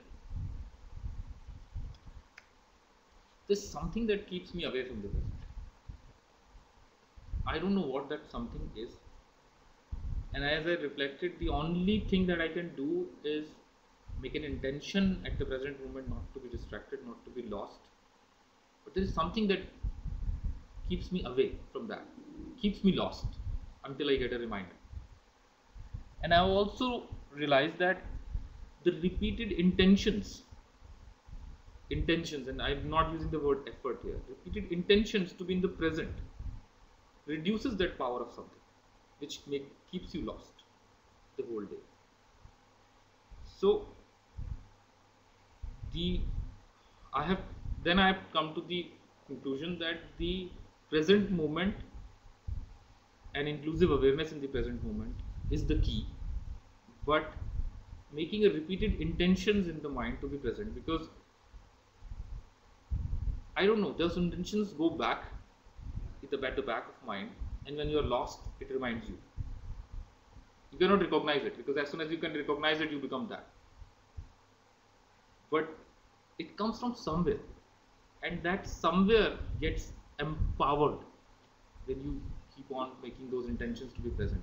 But in the present moment, if you start to strategize for the next moment or think about the past moment, then you're lost.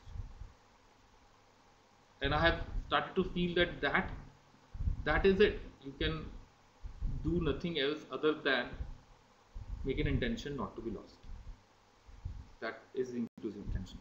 So have bring all that thought together into the 8 noble paths, that eightfold path. So living a life of morality, which is Samma Vacha, Samma Kammanta and Samma Ajiva. Make an intention, which is Samma Sankalpa, to train your mind, Samma Samadhi and Samma Vayama, to abide in inclusive awareness, which is Samma Sati from my definition of Sati, and also reflect on the nature of I, because that is what clears the view of, and you can only reflect the nature of I in the present moment, not when you're lost. So that's how I conclude the Eightfold Noble Path. Very good. Any comments you want to make? Give your comments. I had to go through the whole slides. Start from one and I'll quickly give my comments. Raise questions and you think about it. Go one by one. Right from the beginning. Number one. Right from the beginning. So, नहीं वो इसमें आता है एक एक करके आता है इसमें लिखूंगी ना नहीं इसमें छोटा दिख रहा है वो Full screen. full screen दिख रहा Slide show. नहीं वो स्लाइड शो में फिर ऐसे करना पड़ेगा ठीक है Full one. This is the first one? या So, है. that's fine. Why? This is fine. better. No, let's do like this. And बूढ़े आदमी के बड़ बड़ Good. So all this is fine, perfectly fine.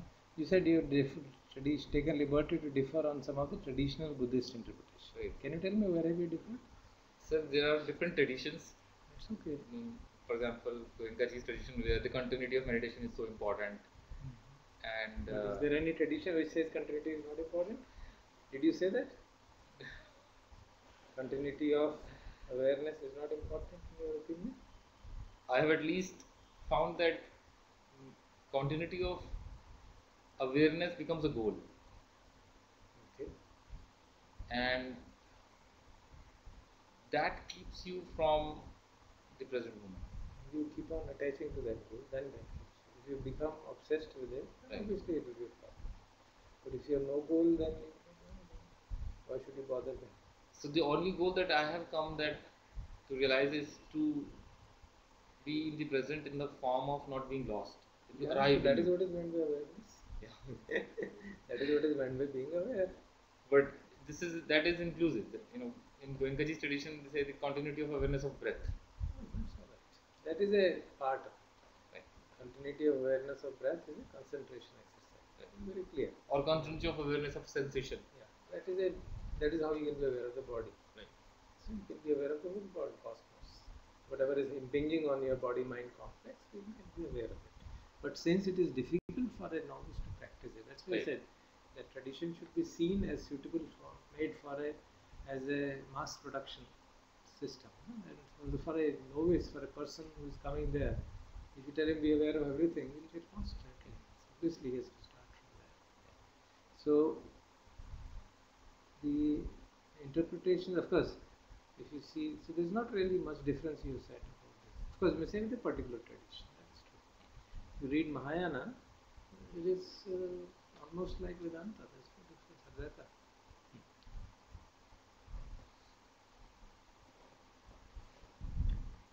अपने आप हिलेगा ना, आप हिलाएंगे तो ये भी हिल जाएगा ना? नहीं नहीं ये नहीं ये नहीं हिलेगा? नहीं नहीं तो ये इसको हिलाना कनेक्टेड नहीं है डाउन की अच्छा कनेक्टेड नहीं था नहीं इसमें तो हिल रहा था। हाँ ये एक्चुअली इनका मशीन प्रेजेंटेशन है इसीलिए सर आप ठीक है, इधर आ जाओ नहीं नहीं ठीक है, it's all right, it doesn't अच्छा नहीं मैं नेक्स्ट पे जा रहा हूँ नेक्स्ट स्लाइड हो गया I suffer because of this is okay, this is हाँ मैं करता हूँ। escape कर दो तो slide पूरी पूरी आ जाएगी। Next. This is correct, this is correct.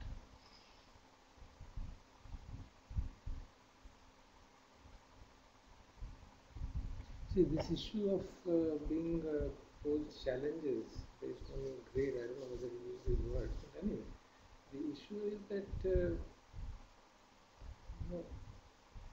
this you can visualize as a part of nature's kindness, or you can visualize it as a part of Sankhara's ripening, whichever way you feel like saying. It depends on which tradition you want to, words you want to use.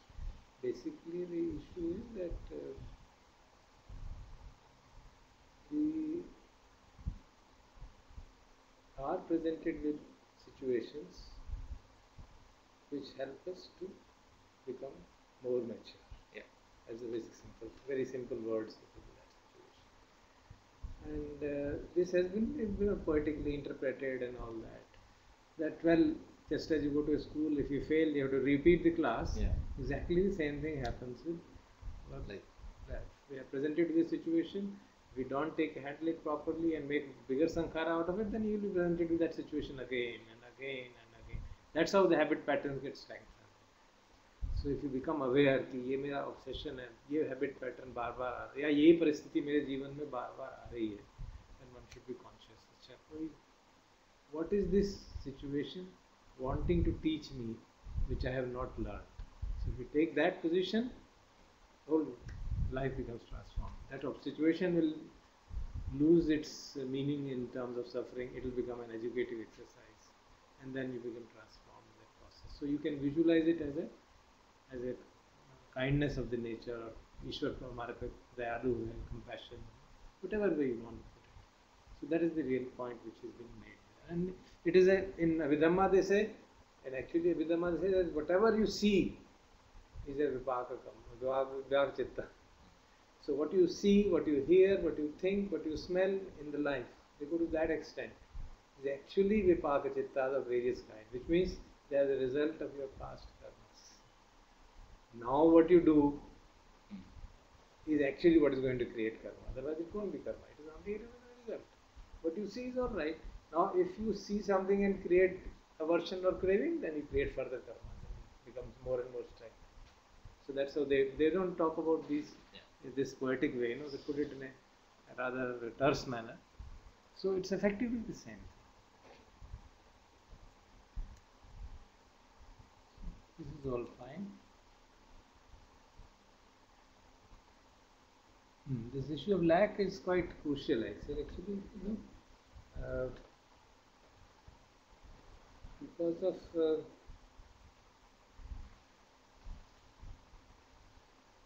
and in fact you can say the term lack is actually a David Lloyd's translation of tanha. It's hardly anything, right. Basically that, because tanha is best translated as wanting, right. So lack is actually the same. Tanha is basically wanting, yeah, right. Krishna, he wants kuch chahiye, kuch chahiye.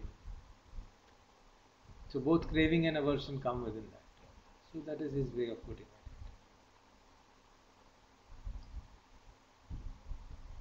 So this threefold bifurcation into Pariyatti, Patipatti, Patvedana is a standard formulation of threefold. It's all very well recognized that it is actually meant to be that. So you have done a rediscovery. So compliments on that.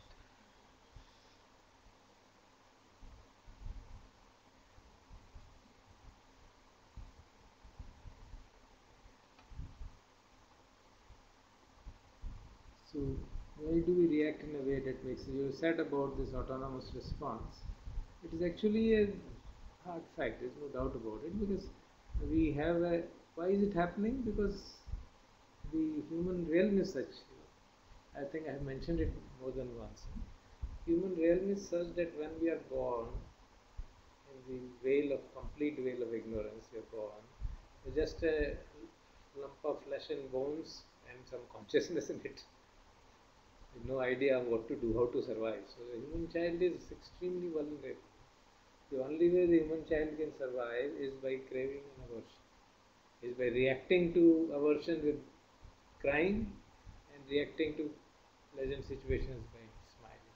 That's the only way child can respond. Because otherwise the caregivers will not, the mother or whatever, whoever is the caregiver, he or she will have no idea of knowing what to do with it. Because there is no communication. So we are programmed, this is a genetic programming of the human race is such that we are programmed to hold on to pleasant sensations and reject and run away from unpleasant sensations. So to cry when we are unpleasant and to feel happy when we are pleasant is a programming. It's absolute essential for our survival. There's no doubt about that. We won't survive otherwise. So, but that survival mechanism should not be carried. We say we've grown up, but unfortunately we don't really grow up. We carry that along with us. We don't see the things in a better perspective. That is the way I understand it. So when you say optimize life out of suffering, of course the words were not very apt. See, the suffering is a great teacher actually.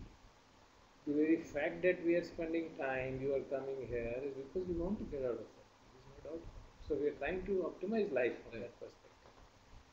But the real discovery is that this realm is suffering. So there will be suffering.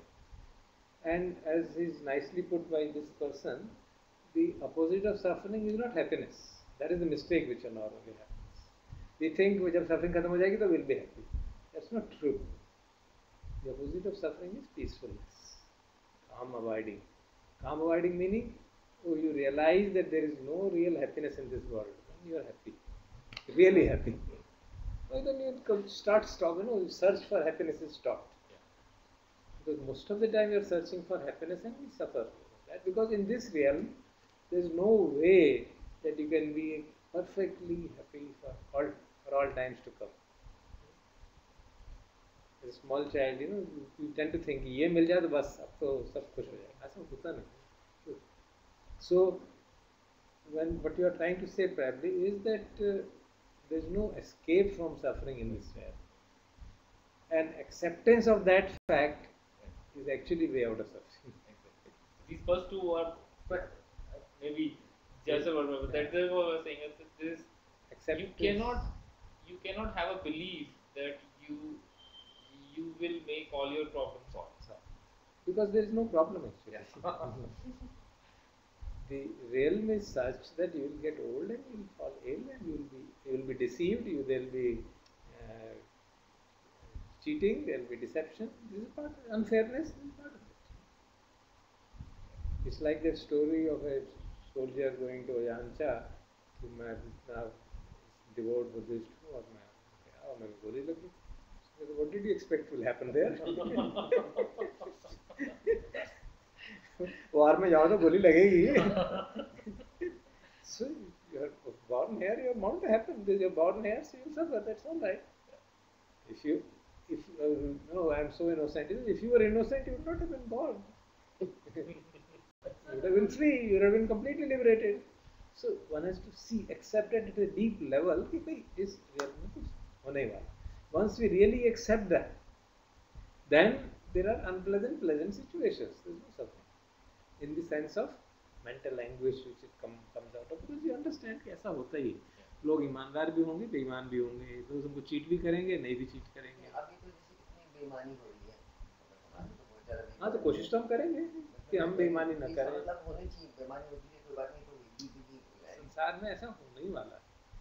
हम कोशिश ये करेंगे कि हम बेईमान नहीं बनेंगे. क्यों? क्योंकि बेईमानी करने से हमको दुख होगा भाई, सफरिंग बढ़ेगी ना. और अगर हमारे बस में है, जब हम वोट देंगे तो बेईमान को वोट नहीं देंगे. या अगर और ज़्यादा बस में है तो वो ट्रांसफॉर्म करेंगे, वो पॉलिटिक्स में एंटर करते हैं और बेईमानी खत्म करते हैं, अन्ना हज़ारे बनते हैं, कुछ करते हैं अगर है हिम्मत. But to keep on suffering, to keep on shouting and feeling suffering for it, there's nothing gained by it. बुरा भला कहना और लोगों को क्रिटिसाइज करने से कुछ नहीं होने वाला. कुछ एक्शन करें उस पर. So the issue is that we have to understand that this human realm is like that. There will be people of different kinds. And for me, the greatest realization in this direction was when I saw that even Buddha had enemies. Even Buddha was ridiculed, criticized, attempts were made to murder him. जब उनके साथ ऐसा हो सकता है तो हमारे साथ कुछ भी हो सकता है. We don't have to take it seriously then. this issue of purification is a bit dicey, na? The as is the issue,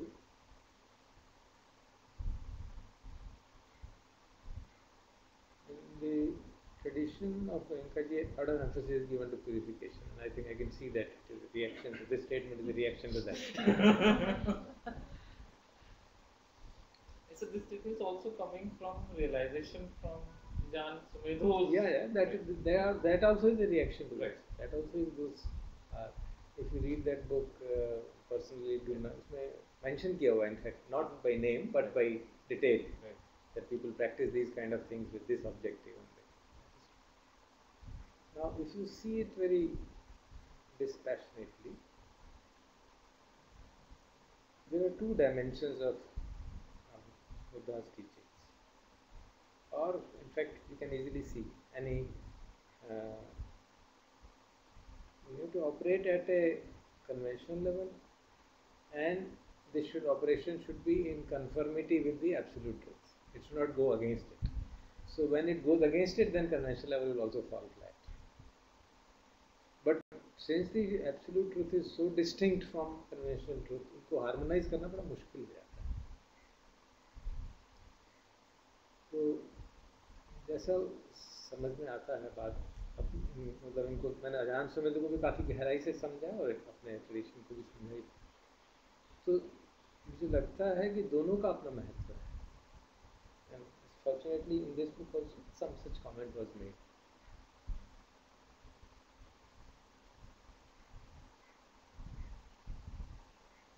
If we just mechanically observe sensations and try to work in that manner, and the best we can do is to become relaxed, to be hopefully less angry for certain periods of time, and then again it will arise and again pass away. And the problem with the purification, taking it personally and taking it as the goal by itself, is that the state of the mind is impermanent. That is a very hard fact. As long as you have not become an arahant, the mind states will keep on fluctuating, or even at least Shodapana. As long as you have not really tasted the fruits of perspective, so the mind states will keep on changing. And what is the Shodapana? Who has seen through Sakkaya who has seen through the illusion of I. So the two have to go together. Any attempt at purification without seeing through the nation of I is bound to fail. It will only make you attainment wise, and you'll think, okay, I have अभी तक तो अप्रिय संवेदनाएं थी, अब प्रिय हो गई, अब धारा प्रवाह हो रहा है, अब मैं भंग की अनुभूति हो गई, अब मैंने हृदय वक्त भी काम कर दिया, अब मेरे स्पाइनल कॉर्ड पे भी सब सेंसेशन मिलने लग गई, तो काफ़ी अटेन कर दिया, बस वेट करने की ज़रूरत है और मैं कब मुक्त हुआ कोई बात नहीं. And then you get into attainment. And since you are not focusing on the notion of I and the illusion of I, that dip is not going to happen unless you have a past sankhara or past strong karma parmis of that kind, or you have already tasted it and you get into a dip. But the merit of purification cannot be denied, because mind becoming calm and quiet, mind becoming less angry, is an important ingredient, important stepping stone towards getting clearer insight. Even the insight into Panchupadana, Khanda, Dukkha, that these five aggregates are not me, is possible only with some degree of purification of mind. Otherwise, mind बिल्कुल distinguish ही नहीं कर पाएगा, उसी में फंसा रहेगा. So the whole issue therefore arises that the two should be mixed, blended together, and of course they help each other. If the insight into nation of I is deep, purification will be automatic. But that cannot happen. That may have happened with that 7-year-old monk. हमारे साथ नहीं हो रहा है. So We need to therefore practice the two together. Is it right to say that the Burmese tradition is more for beginners and No, I don't think you so. can't I can't say that because we don't know. I mean, there are in the Burma itself there are so many traditions, so you can't really say. You can't say that. But once you But said that Vankaji's sort of program was for everybody, and so it was important that it yeah, that is his own. I mean, that is the for anybody to see. He has himself put it. He said very good.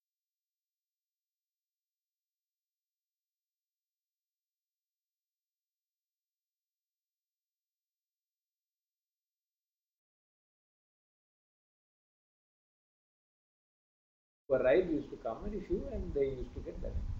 So Goenkaji, seeing his teacher, also he mentioned it that I also start chanting. He told me, no, you're not supposed to do that. Your job is to do a mass education of the people, spread the word of Buddha in a much larger manner. You're not supposed to do this. So he prohibited him from doing that chanting and told him to create a mass awareness. And therefore, naturally, things have to be done in a manner. When you're teaching personally, then you can attend to individual dispositions. When you're teaching through secondary means,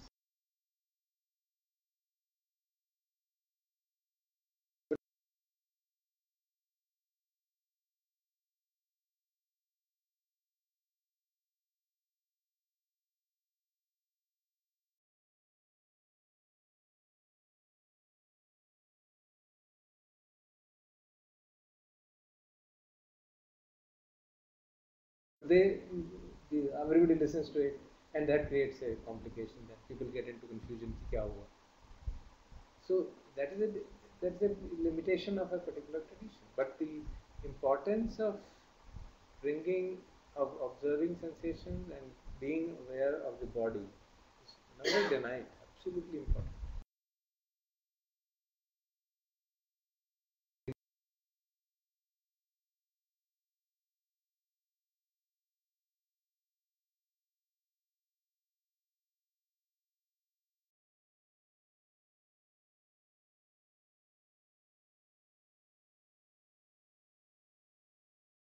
Them to some degree of sabat, some degree of quietude. So keeping the mind quiet, keeping the mind in a relative state of quietude is very important because that only will enable us to do penetration into the nature of reality. But it is not sufficient.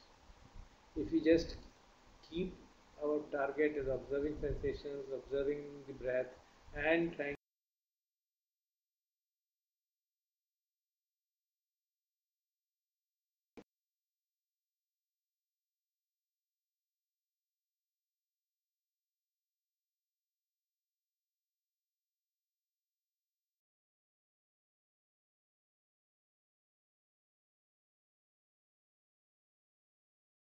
कि क्या हो रहा है, कौन कर रहा है, and all those questions. You just take one word. Vintaji also because it's a part of the first discourse of Buddha. Panchupadana Khanda Dukkha. So please investigate what is it.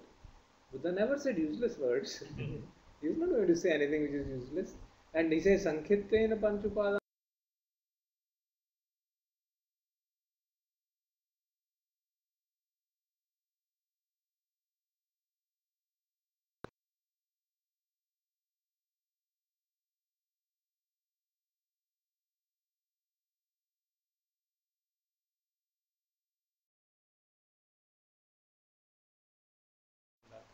But this should be understood.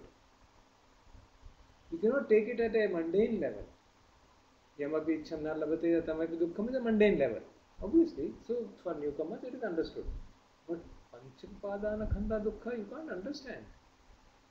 What does it mean that the five body mind counts is Dukkha, then what is then am I that?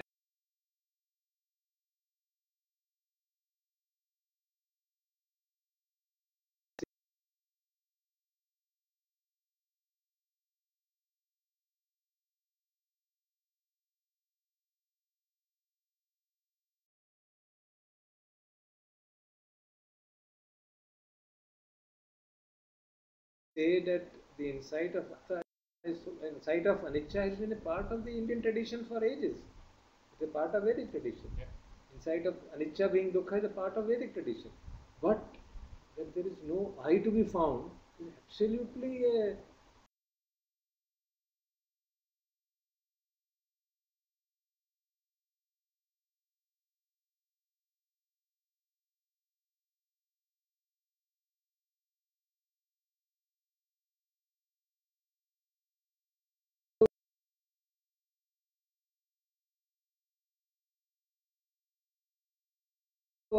then issue is different.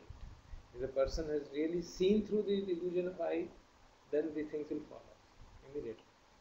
And that is the wording of Lady Sayadaw, who is the patron saint of the tradition, of the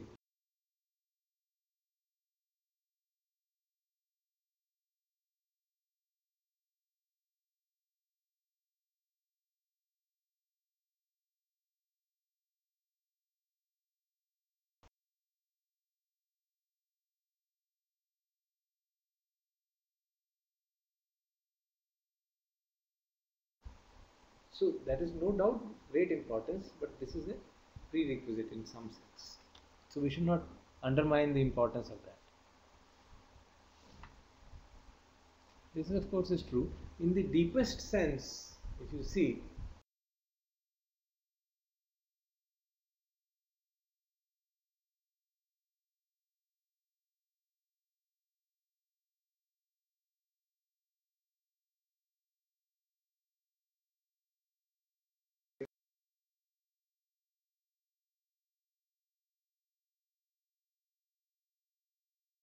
you can see through the illusion. If I continue to do unwholesome actions, if I break Shilas, there's no way that I can get into that region. There's no possibility नहीं है ना. अगर मैं थोड़ी बहुत समाधि का अभ्यास नहीं करूँगा, no possibility of really getting into that.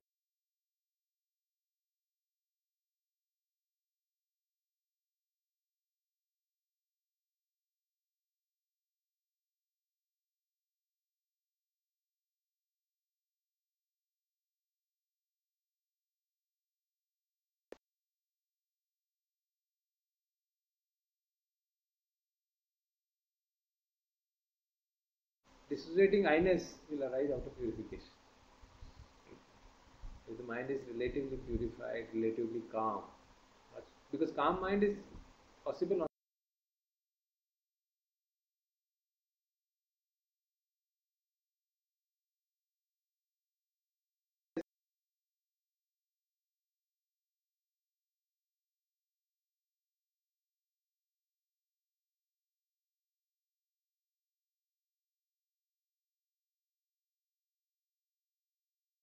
the complete cessation of suffering and you have become arhat. In the Thai tradition, it is third year cessation.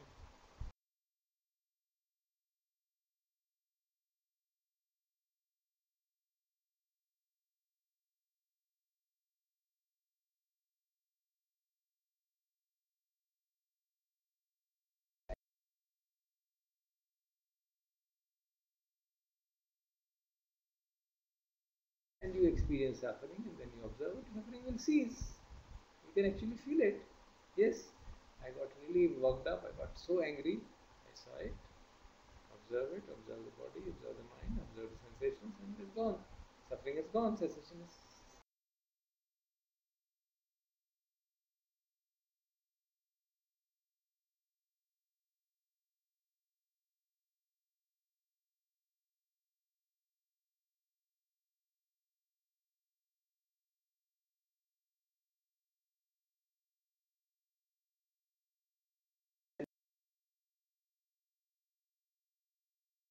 The method is the same, exactly same. Unless you abandon tana, you know, suffering will not cease. So you can verify these things again and again.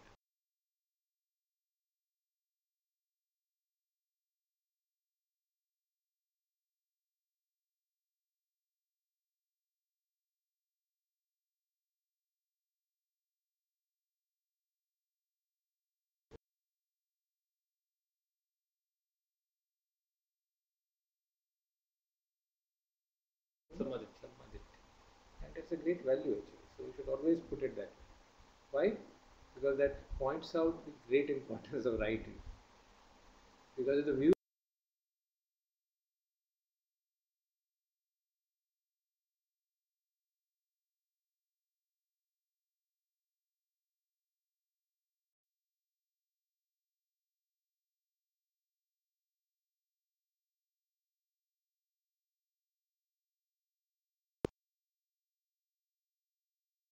know what is the real cause of suffering.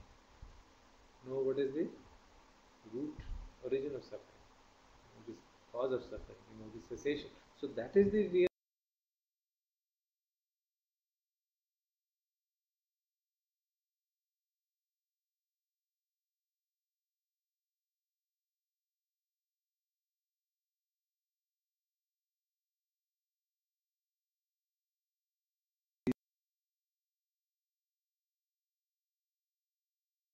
easily doable.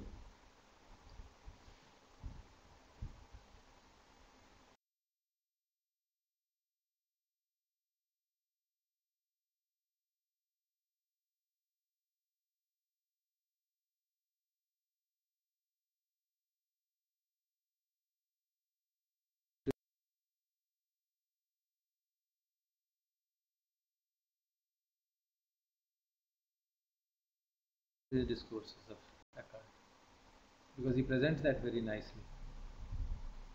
You will expect anything from the next moment. From the moment there is an intro.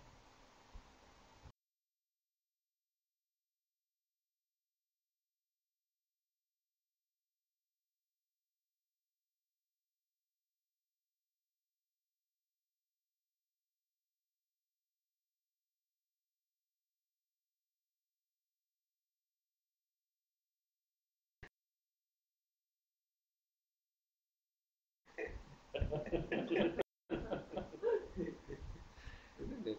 So, but the fact that we think it is desirable, It will make you clean. It doesn't mean it should not happen.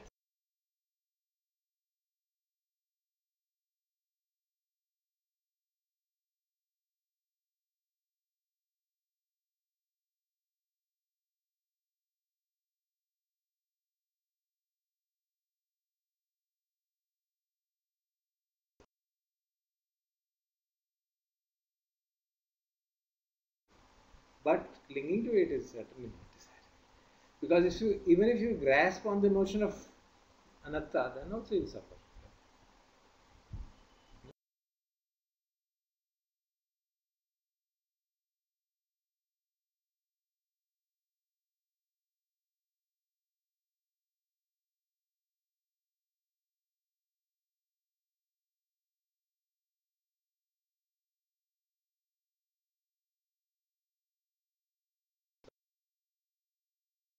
Of joy at conclusion of the discourse, and people went away.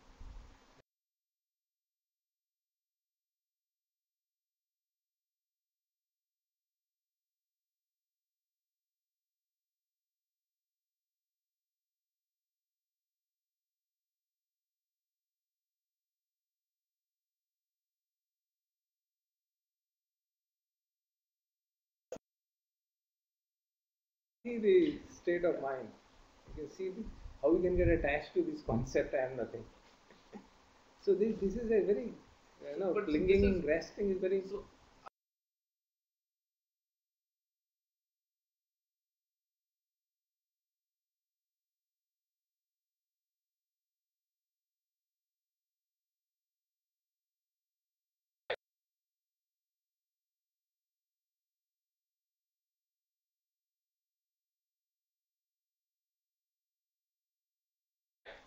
So only so you should say we should not be lost.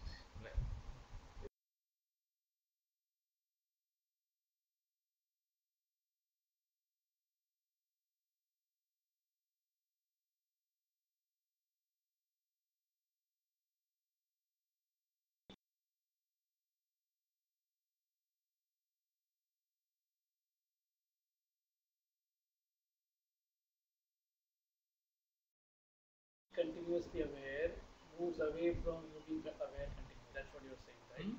Of Yes. Effort to be continuously Because aware. I Because feel- in the present moment, instead of being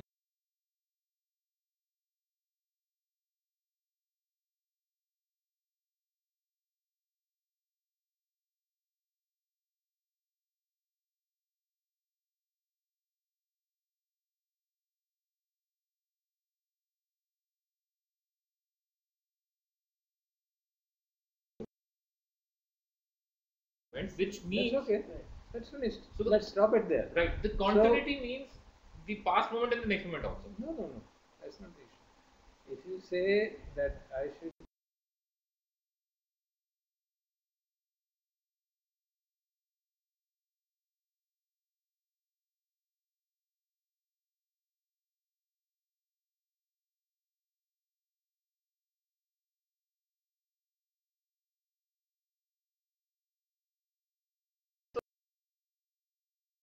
Just reflecting that. After which you can say, don't try to be continuously aware. That's No, what no. you're saying. No. I You am have to- saying don't- You have to try. Okay, let me read this. I think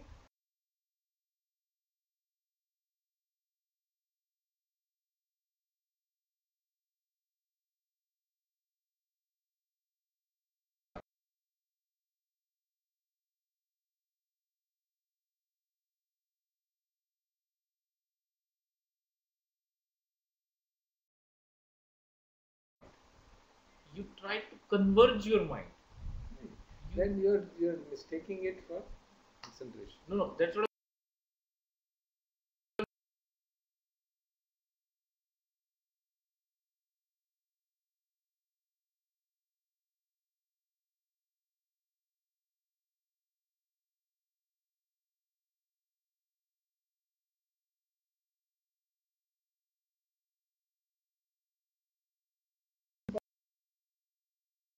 Important implication, because we should not get lost in the conventional words, especially for you.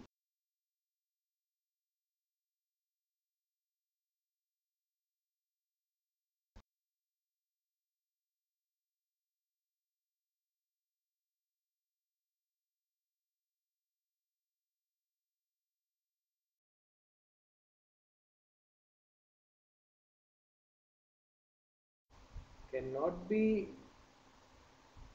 denied. Similarly, it cannot be denied that there is a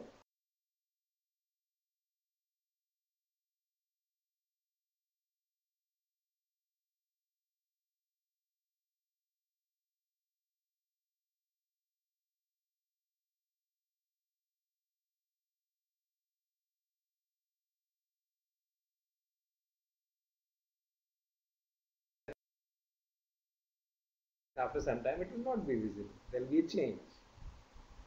And there is a gap in between. So there is something. Something is happening. Aging is happening.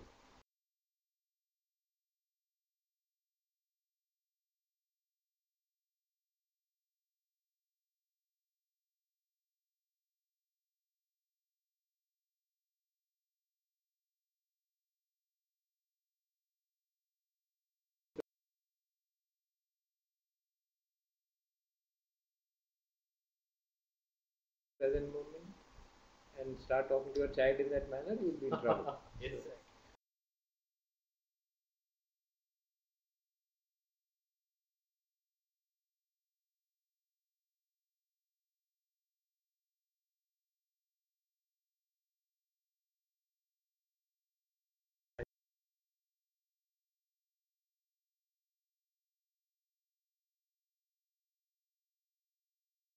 I started my spiritual journey with Advaitic studies.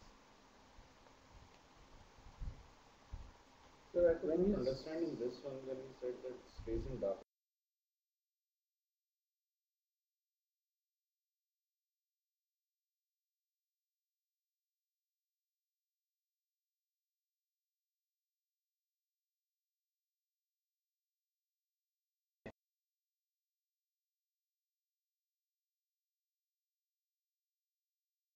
after years and years of after having read Buddha's teachings, there is a discourse of the Buddha called Brahmajnana Sutta, the very first discourse of dignity.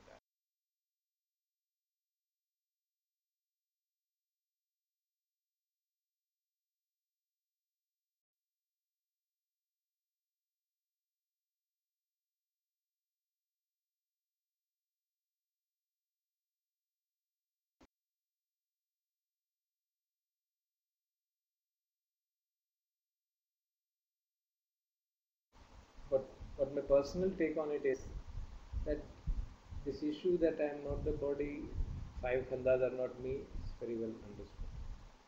But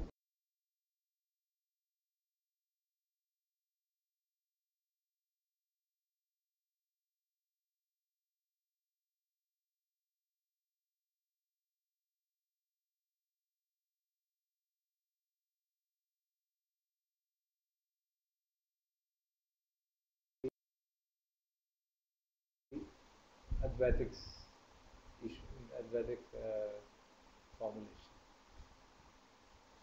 And I've seen my friends who have been Advaitic philosophers.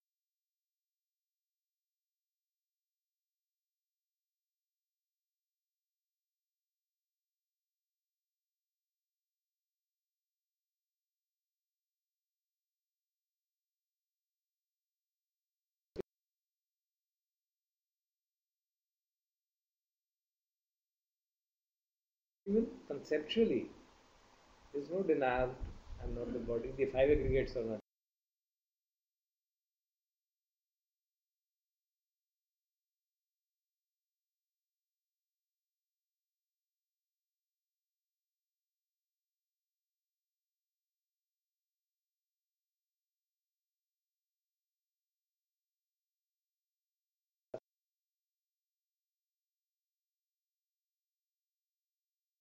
Cuts into that. Why? What is this? Why should I be bothered about it? The reality is there is no I. Actually. There's nothing because when you say I, it means I is an individual differentiated. Right?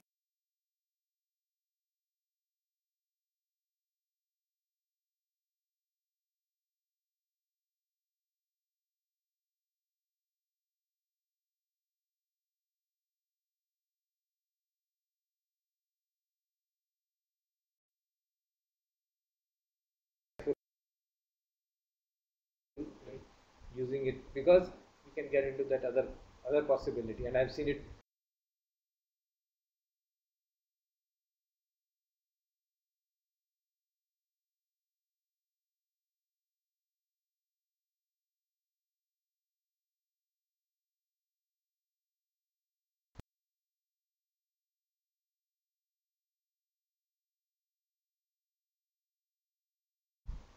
Forget that even Buddha used to meditate, Baba. Why the hell did he have to meditate? Early morning he got up and used to meditate for one night.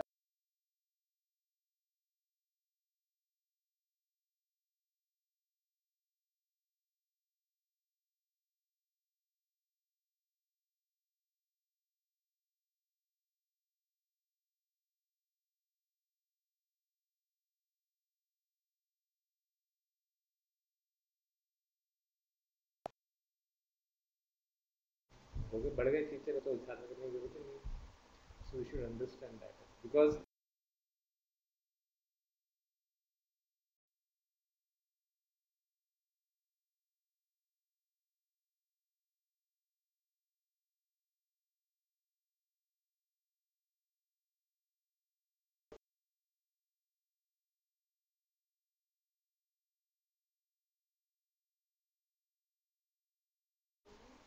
Obviously, we are discarding I, which is like well understood.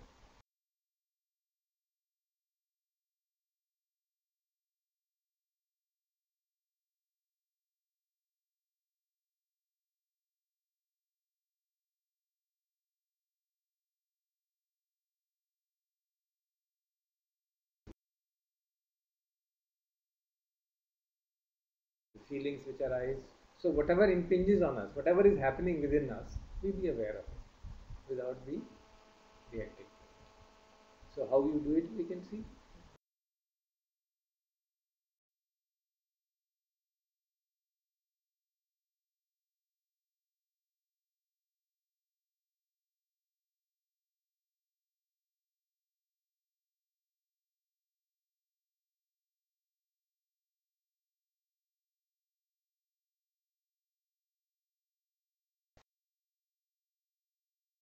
Thought mind. So those reflections should be brought in so that this fundamental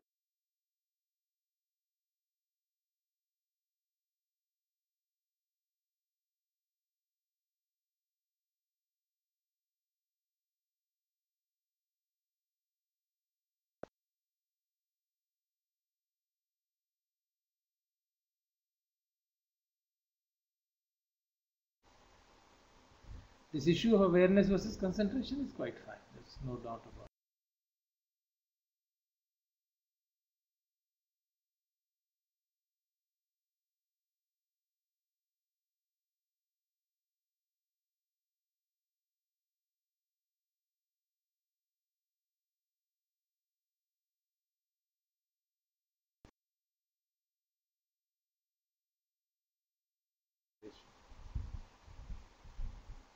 The issue is that where are we and where do we really move around? If we can be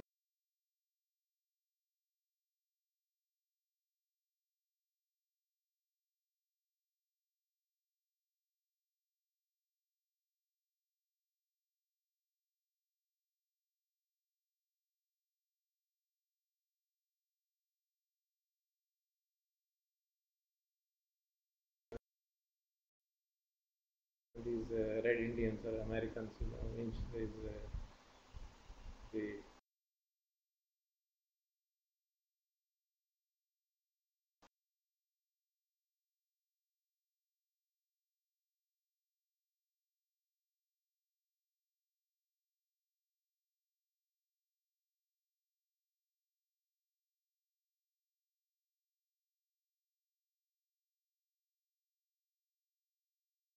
तो वो लड़ाई होती रहती है। तो पूछा पूछा तो कौन जीता, जीतेगा कौन, ये तो बताओ। तो कोई जीतेगा जिसको मैं खाना खिलाऊंगा।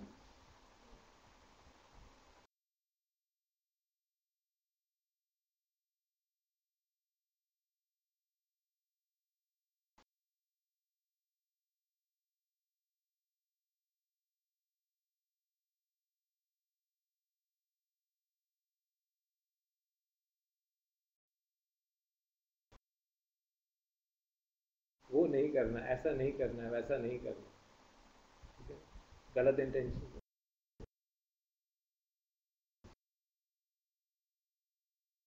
जो इंटेंशन से दुख मिले वो मत करो, बात तो नहीं हुआ। This is pure share com.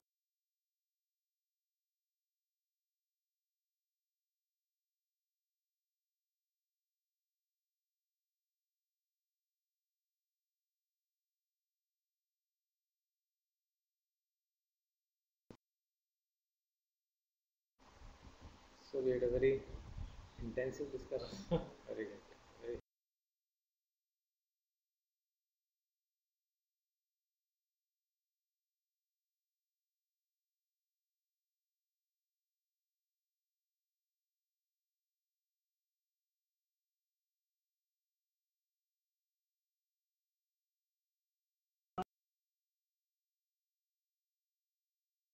Not cling to having tea every time. So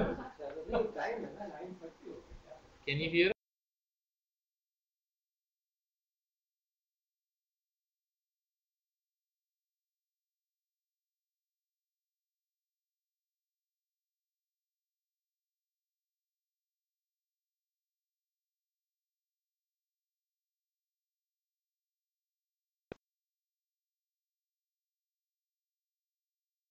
बंद कर देता क्या? हाँ, रिकॉर्डिंग और वो ट्रांसमिशन भी कुछ वो नहीं पता। बंद कर दूँ, कुछ करना तो नहीं है? है कुछ कि ऑफ करना होता है कि नहीं?